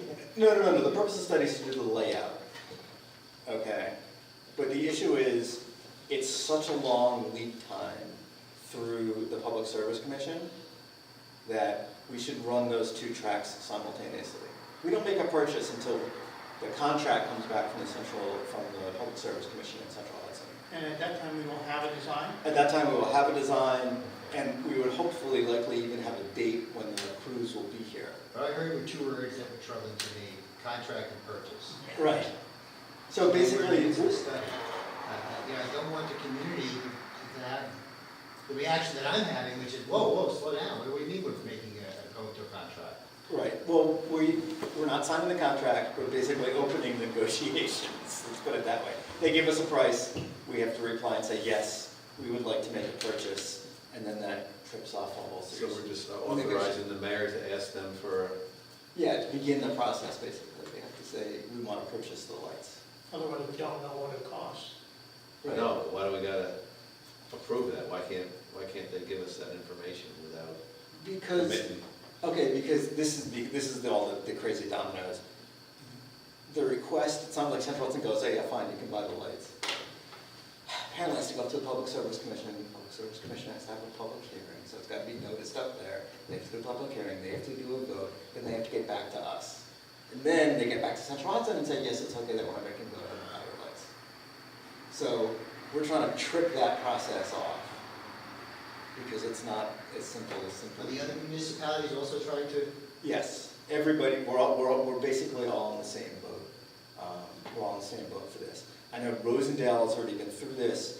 It took them 6 months from the time they told Central Hudson that, yes, we want to go ahead and purchase a streetlight system, for a contract to be signed, came back through the process, through the Public Service Commission and all that other stuff. So just to be clear, we're not committing any money at all Right. to start the process.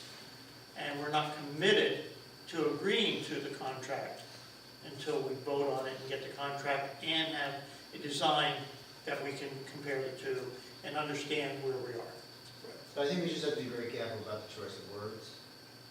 Can't we say that we want to have the mayor begin the public review process with Albany, with the public utilities? If that sounds better, but, I mean, it starts with a request for Central Hudson to purchase the lights, and that kicks off the review process. That's the first domino, basically, that we have to push over. Yeah, there were a lot of furrowed brows. Well, I have another concern. You said Sure. something about the pole. So we're not going to own the poles? We do not, Central Hudson owns the poles. I know, so now, what happens when you're talking about somebody, that they're going to hire somebody to maintenance? So, okay, so basically, We're all used to having Central Hudson come in like an hour or two if there's if a car hits a pole. right. They start working on it right away. Right, so now basically there will be a contractor who we would call, who would have a response time built in, and they would come, when Central Hudson puts the pole back up, they would come and rehang a street light for us. So, but Central Hudson will be putting the pole back up? Yeah, Central Hudson still owns the pole, the poles are still their responsibility. It's the street light, Right. that's ours. So I Yeah, so feel, Central Hudson continues to own the poles and stick them in the ground and replace them. I think pretty strongly that I think strongly that we, I'm getting tired, that we need to have that maintenance agreement in place before all the dominoes fall. Okay. Because I know that's gonna be, to get an electrician to come out for a $300 job Well, is, Right, well, the idea is that they're trying to say, at least, Whatever. they're trying to aggregate the communities. So Right. that it would be, that's the only way it's gonna work. that's the only way it's gonna work, Yeah. right? So it would be us, town, Red Hook, town and village. Maybe we would be part of the group of the city of Kingston.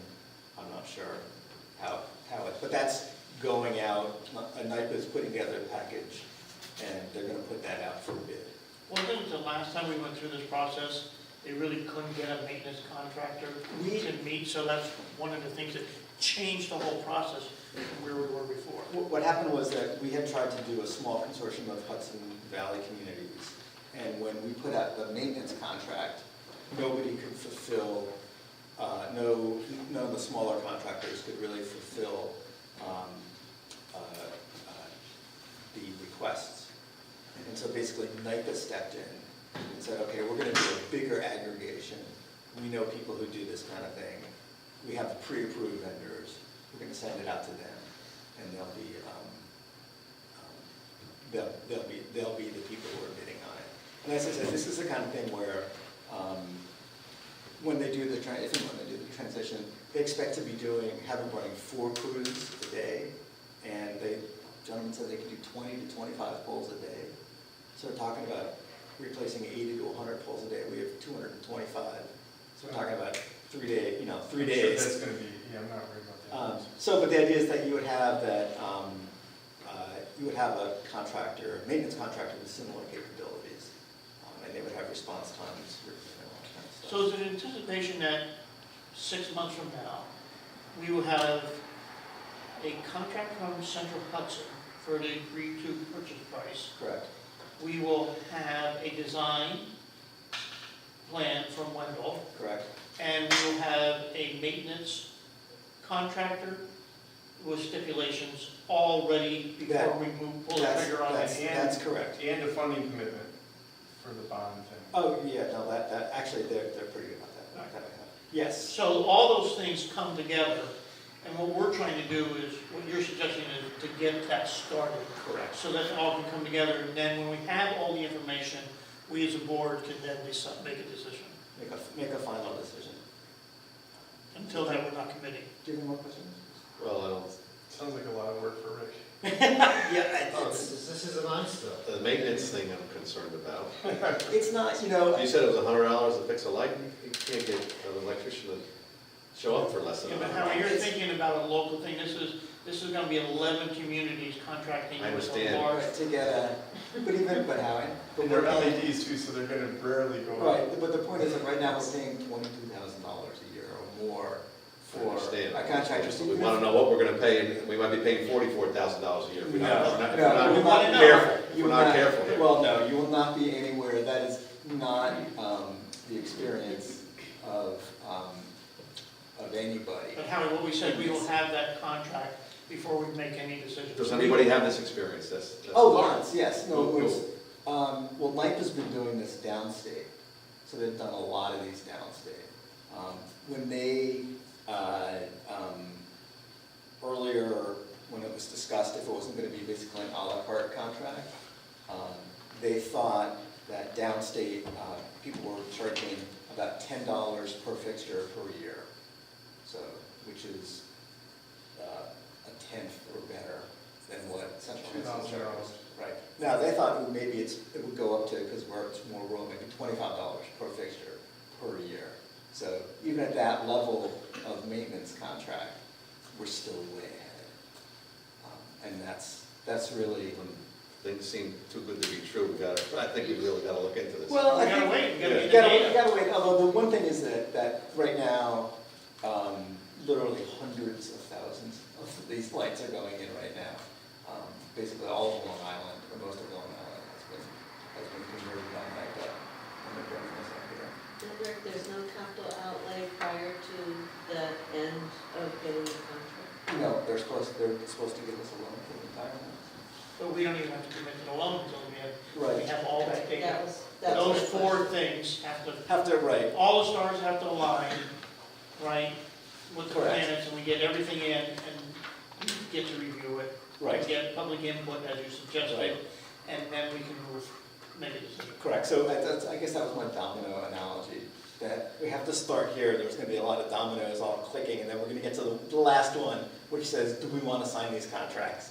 Do we wanna do this? And then we can make a decision. But in order to have all truly the information, we have to start the process. As Brad said, this is very complicated, there's a lot of details here, and therefore there's a lot of devil in Right. those details. And I understand the need to be doing things in parallel, but my reaction was, based on the way that we were describing this next parallel step, was disconcerting. Well, do you understand it now? I do. I understand that there's a desire, that there's a need to submit documentation to the Public Utilities Commission to advance that phase of the process. But that's not what I heard. Okay, that's fine, well, if I didn't say it properly, No, I'm glad to make I it. wasn't listening, but I just heard contract and I heard purchase, but that's what I heard. But that's not it. That's not, okay, so if I can be clear, I'll work on being clear. So as long as you're clear. I can say that at the meeting, there was a fair amount of talk about the maintenance contract, getting all this stuff online. But that was obviously a concern that 11 municipalities had about, okay, once in the out years, how are we going to get all this done?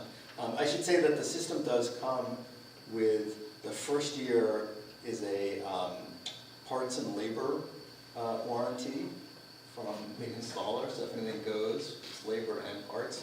And the light fixtures themselves have a 10-year warranty, so it would be parts, but not the labor.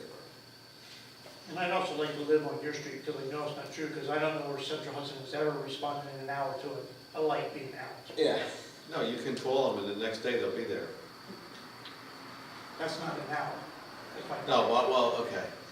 And Maybe I meant if a telephone, I was confused because you said telephone poles at one time.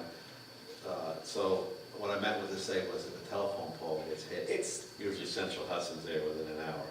Yeah. I was confusing poles with lights. Yeah, You we're said- talking, you said that. we're talking about changing a light. Yeah, right, It's not so, an accident that takes out a pole or knocks out power. well, at first you said something about poles, that we weren't gonna own poles. we do not own the poles But now. Central Hudson wasn't gonna own them either. No, they own the poles. Okay, so as long as they keep owning the poles. They own the poles. So I just want to say, right now, so the regular situation is Central Hudson owns the lights.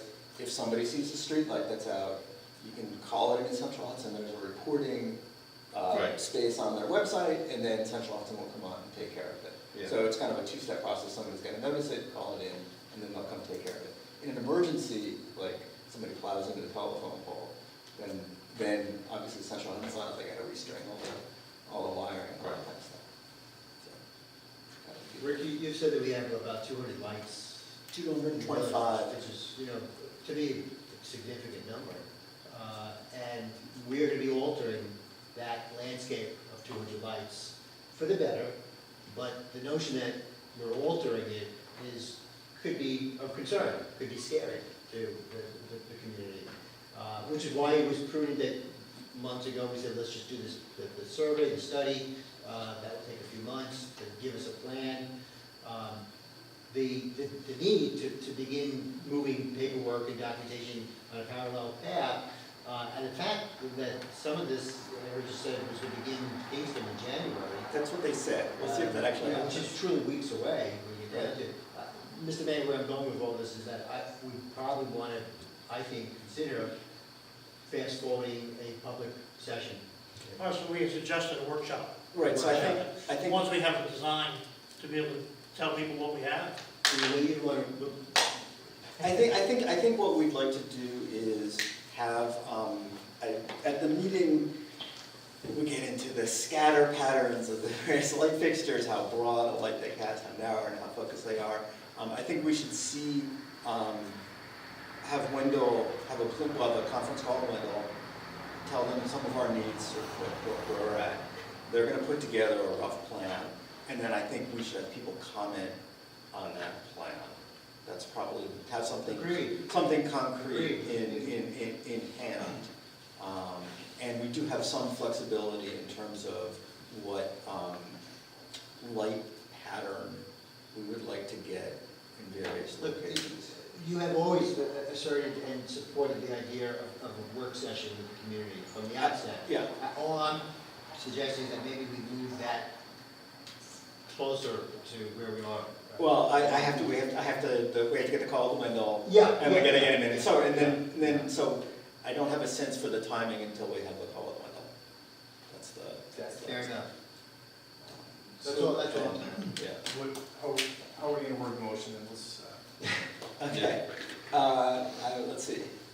I'll withdraw the old, where the wording was. Do you want to amend it? Amended, okay. So what was, John, what was your language? That the board hereby authorizes the mayor to commence the documentation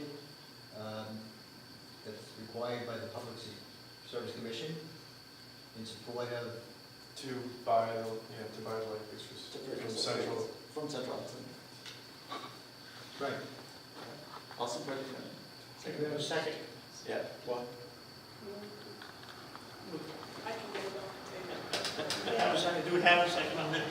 Yeah, I'll second. Because you're seconding, all right, all in additional all in discussion? favor? And I want to say that this is, I'm sorry, I do want to say, there has been,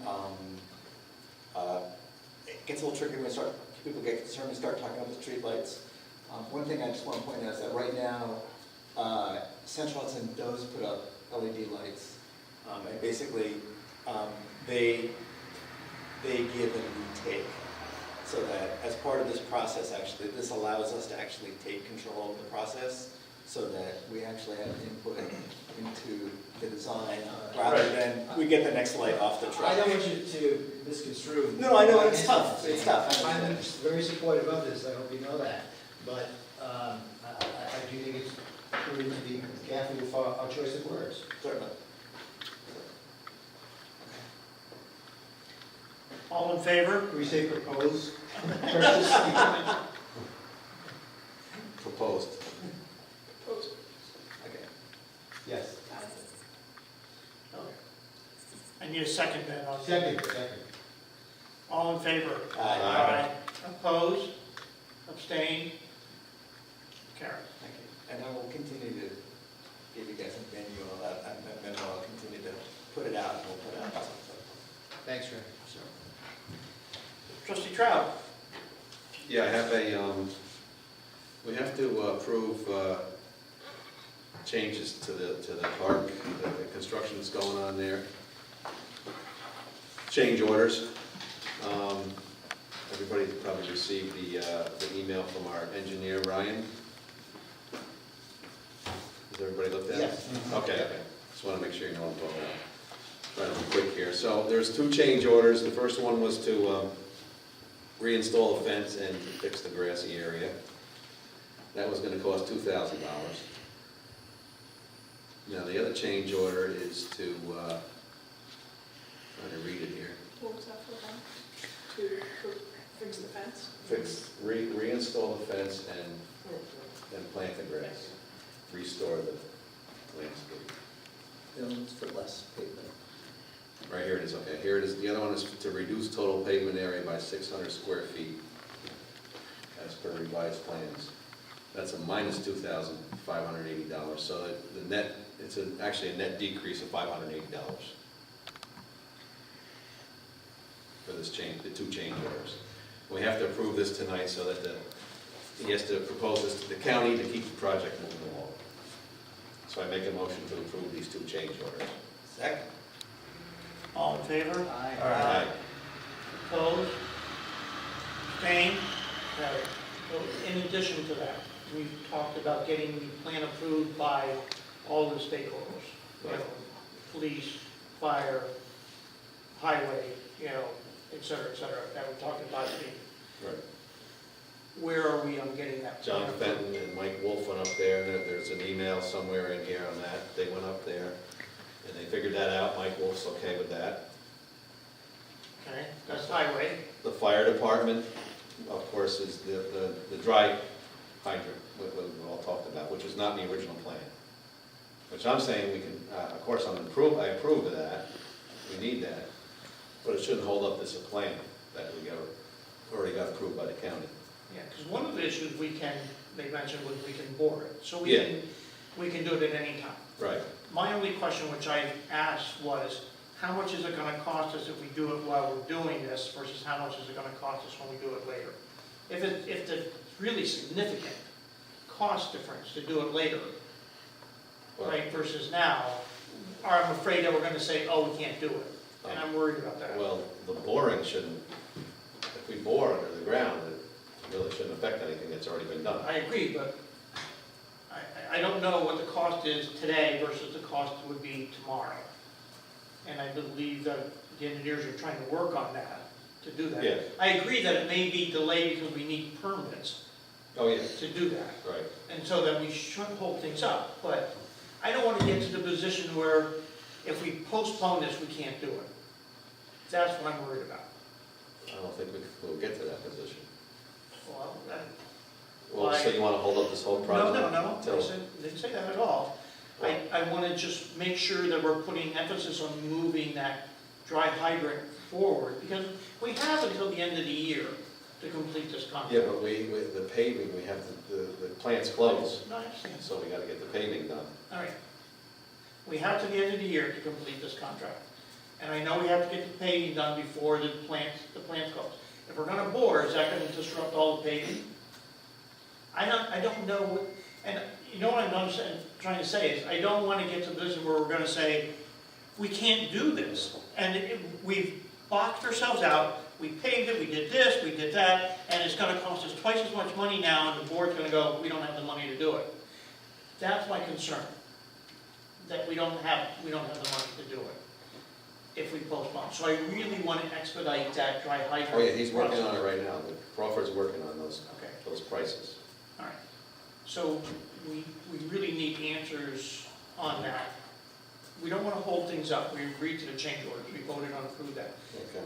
but we gotta push forward on the other thing. The second thing is, there was a proposal to say, well, one time we said we could do this within the existing monies within the contract. Because there was, there was a $100,000 grant, Right. and our contract was for less than $100,000. And we had money left over, and we said, let's use some of that money to put in the dry hydrant. Right? Can we still use that money, if there's money left over, to execute and put in the dry hydrant? Because that's an important aspect of the whole thing, because then that circumvents the other question, because now we can say, okay, we have the money to do it. So we have to ask, you're saying we have to ask the county now? Yeah, yes. Right, so I've actually asked our treasurer to help on this project, to see if we can expedite getting the county to answer that question for us. Yeah. If you don't mind, to gang up on moving this, Right. to facilitate getting this dry hydrant, so with Karen's help, maybe we can get an answer quickly. With the engineer's help, we can maybe get an answer quickly on what it's gonna cost us today versus what it's gonna cost us tomorrow. And then if we can execute to get it done within the time frame of the contract. Because then the other question is, if we don't, where do we get the money from to be able to do it? We have to find, I don't know how much it's gonna cost. I don't know if No, I have no idea either. right, I don't know, but let's assume, nothing's ever Right. cheap, right? So we have to find money to be able to execute this. We need a plan to say, how are we gonna put in this dry hydrant? If we can't get it in time to finish the contract, where do we get the money from? Okay? Mhm. So if Karen gets the answer, if you and Karen can work on getting the answer from the county, that'll help us in setting the time frame in which we need to do this. And if we can get the engineer's report back, that says, you can still do this after the plant shut down for paving, or whatever it is, I think it's a win-win. And that's what I'm trying to get. I want to get to where we can have this. Okay? Yeah. Does that make sense? Well, it does, I'm just retracing, you did articulate that very specifically to Ryan on October the 5th through email, and his response was that we're in the process of getting you said, what's it gonna cost Yes. with and with that, now and later, and his response was, 24 hours later, was that he was getting the number from a contractor. So it should be difficult to get a response at this point. But there's the timing issue, and where can we get the money from? Well, of course, we'll know those. So, We can't really answer those questions until we get exactly. your October I just- 5th. I'm just getting all the things, Yeah, all you're the right. things on the table, so we can make a decision. Yes. So we can make a You're decision. most correct, yes. And today's the 9th, Yes. I know it's only 4 business days ago, but 4 calendar days ago, but you did ask them. Okay. Hopefully, and if we can, I don't want to, we may have to pull the proposal trigger on this before our next board meeting. Yeah, we might have to discuss. Yeah. So we may have Oh, to I- schedule a very quick special board meeting to Yeah. make sure we move forward on this. Okay, Howard? Mhm. Right. Cool, so thank you, Karen. I'll call tomorrow. Okay, that's it. Okay, does that end all the new business? Hope so. Did you, excuse me, Susan, did you get the samples I left for you at? No, I know, she hasn't been in the office. Pardon? Karen opened up your office. Oh, and I gave them to Pat. I'm That's what sorry. she said, she said they might be in Pat's. Yeah, Yeah, they're in my office. all right. I just want to make sure you get those samples. I will come by them. My office is probably open, Oh, is it, are they easy to find? they're right on my desk, Okay. right underneath my. Karen, are you leaving right now? I am, I'll go get them. Karen, what these are melted rock, melted dirt that turned to glass as a result of our electrical outage on Wine Coop. And Susan is going to use them. You're her science teacher? For science, yeah. Oh. And she's going to use them in her class as part of a demonstration to her students. I thought it I was, have a collection of rocks and minerals and. so this is actually dirt turned to glass by electricity. They were making their own fiber here. That's, I appreciate it, thank you. And thank you for filling that bottle. I told my neighbors who were complaining about it also. Very thankful. Take care, good luck, guys. Take care. Okay. Peddling permits. First one is the Boy Scouts wreath. This is a traditional planting of the Boy Scouts wreath, sketched by Troop 128 for the Christmas trees. Any objections? I'd like to make a motion we approve the peddling of the Boy Scout Group Troop 128 Christmas trees. Second. All in favor? Aye. Opposed? Abstained? So carried, thank you. And I just lost the page. The next one is the Rhinebeck Exchange tree lighting. Again, this is continuation of their efforts during the tree lighting ceremony to peddle. Is there any objections to having the Rhinebeck Exchange? I'd like to make a motion. Second. Okay. All in favor? Aye. Opposed? Abstained? So carried. Next one is the same group, the Rhinebeck Exchange, to participate in the Cinder Claus. By the way, these have all been approved by the sponsoring organizations for them to participate in the sale of their wares as a money raiser for the Rhinebeck Exchange. Second. All in favor? Aye. Opposed? Abstained? So carried. Last one, Rosie Kahn at Cinder Claus. Everybody had a chance. This has also been vetted by everybody and approved by Cinder Claus for them to sell their wares. Is there any? I'd like to make a motion to approve Rosie Kahn for a sale at Cinder Claus. Second. All in favor? Aye. Opposed? Abstained? So carried. Very good. Events and special requests. Primrose Hill Sheep and Wool Parking. Okay, so we had this discussion for the fair. I just want to make sure bring everybody back up to speed. Our Primrose School did not, we did not approve them due to safety concerns from our police department. I believe that our police department, if I remember right, Pat, that they have now approved. No. Pardon? He has, With a stipulation, right? he has stipulations, as long as all pedestrians are transported by a shuttle, and there's absolutely no one attempting to cross Route 9 to the fairgrounds, he's okay with this. I would also like to advise the school that if anyone is seen crossing Route 9 from their lot, he requests that their application be revoked immediately, as this is a severe safety issue, as there will be no law enforcement agencies at that gate to assist with pedestrian crossing. I'd like to make a motion to approve the Primrose School parking for sheep and wool with the provisions provided by our police department. Second. All in favor? Aye. Opposed? Abstained? So carried. Thank you very much. Any new business for a special request? Having no new business, moving on to any other business, which is outside of the groups that we talked about. Having no other business, I'd like to make a motion to approve the minutes from the meeting from September 11, 2018 and September 27, 2018. Second. All in favor? Aye. Opposed? Abstained? Carried. Thank you very much.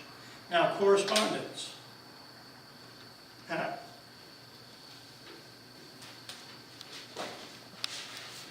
I've received, one letter came in today at the meeting, which I filed.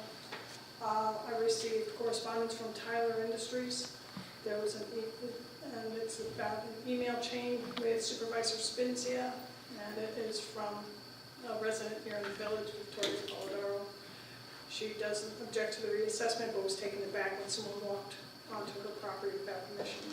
And she arrived home while measurements were being taken. The worker was nice, and it's not a complaint against him, but there should be a policy requiring permission. And I think Supervisor Spinzia had addressed and had communicated back and forth with her. Sounds like 3 pages or something. Knollwood Road. Hi gentlemen, sorry to be a pain, but I feel the problem of speeding on Knollwood has gotten worse. September 12 at 11 o'clock, 5 cars were speeding down the road to the stop sign. Thursday, September 13th at 6:45, delivery trucks were speeding to and from the school. Thursday, September 13th at 6 p.m., a dozen cars were speeding down the road to the stop sign. Thursday, September 13th at 6:30, 3 young girls riding their bikes on Millwood and the car went speeding by them without regard. I realize the police can't be there all the time, but I may suggest that we put a couple of speed bumps on Millwood to hopefully resolve the problem. I am really nervous when 3 girls were riding their bikes and the car speeded by them. I hope that you'll take my suggestion under serious consideration before something happens. Thank you, Bob. There's a question on that. So,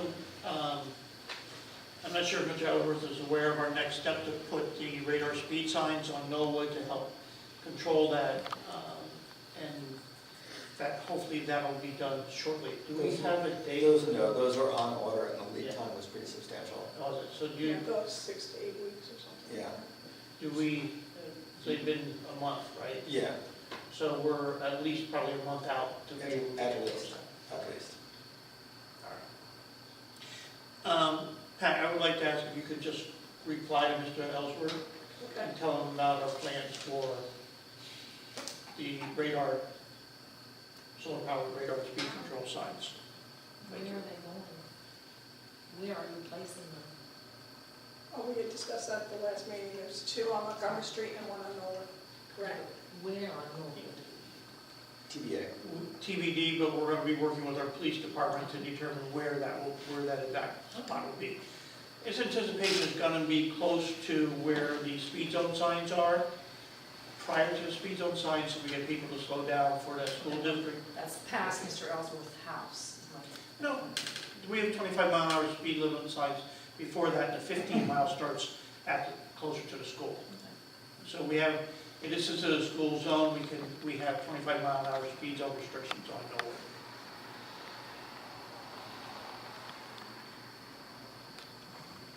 Next. Sorry. It seems the provision in zoning codes concerning signage gets enforced right away by taking them down, yet the provision concerning non-hosted B&Bs can't be enforced for over 3 years. The latter has ended up in a number of meetings with no action as of today. Something is wrong here. Sincerely, Jeff Strong. David Miller, and this is to David Miller. Dear Dave, needless to say, I've done little complaining in my lifetime, but I must register my displeasure by the way the planning board has handled the Maine Rogers property situation, 108th Street. He goes on to discuss about the property. It bothers me that the Maines were put, you don't want me to read the whole thing, do you? Yeah, his concern is about the way the zoning has handled and the planning boards, they want to do some work on the house, and I guess there's a whole. The full letter was read into the record at last Tuesday's planning board. Thank you. Commerce State of New York, I'm pleased to inform you that the upcoming Dutchess County Veterans Fair that he is hosting on September 20th, 2018 from 10:30 to 12:30 at Pleasant Valley Town Hall, and that's from John Faso. And I believe there's a flyer downstairs in the lobby. September? October 20th. Did I say September? Sorry. I'm tired. United States Senate. Dear Mayor Bassett, knowing of your commitment to the health and well-being of your students, I am pleased to inform you that the United States Department of Agriculture is currently accepting applications for funding under the Farm to School Grant Program. The application period will close on Thursday, December 8th at 11:59, and they encourage you to go to the program website at www.fns.usda.gov/farm-to-school/FY18-farm-school-grant for more information. Dear Mayor Bassett and trustees, I'm updating my letter to your group as I wrote before July meeting to reiterate my request regarding short-term rentals in Rhinebeck, since she couldn't attend the meeting on October 9th. And that is from Barbara Ballinger. And that's a 3-page letter, so that is going into the record.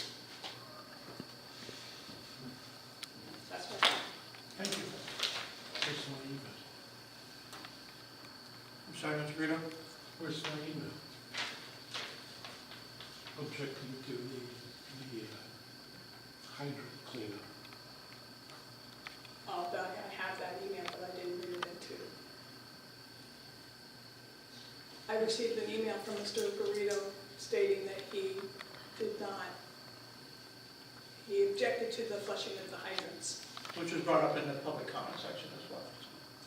Thank you. Okay, is there any personnel decisions that we need to make, that we will be moving into executive session to discuss the hiring of the wastewater treatment plant operators, correct?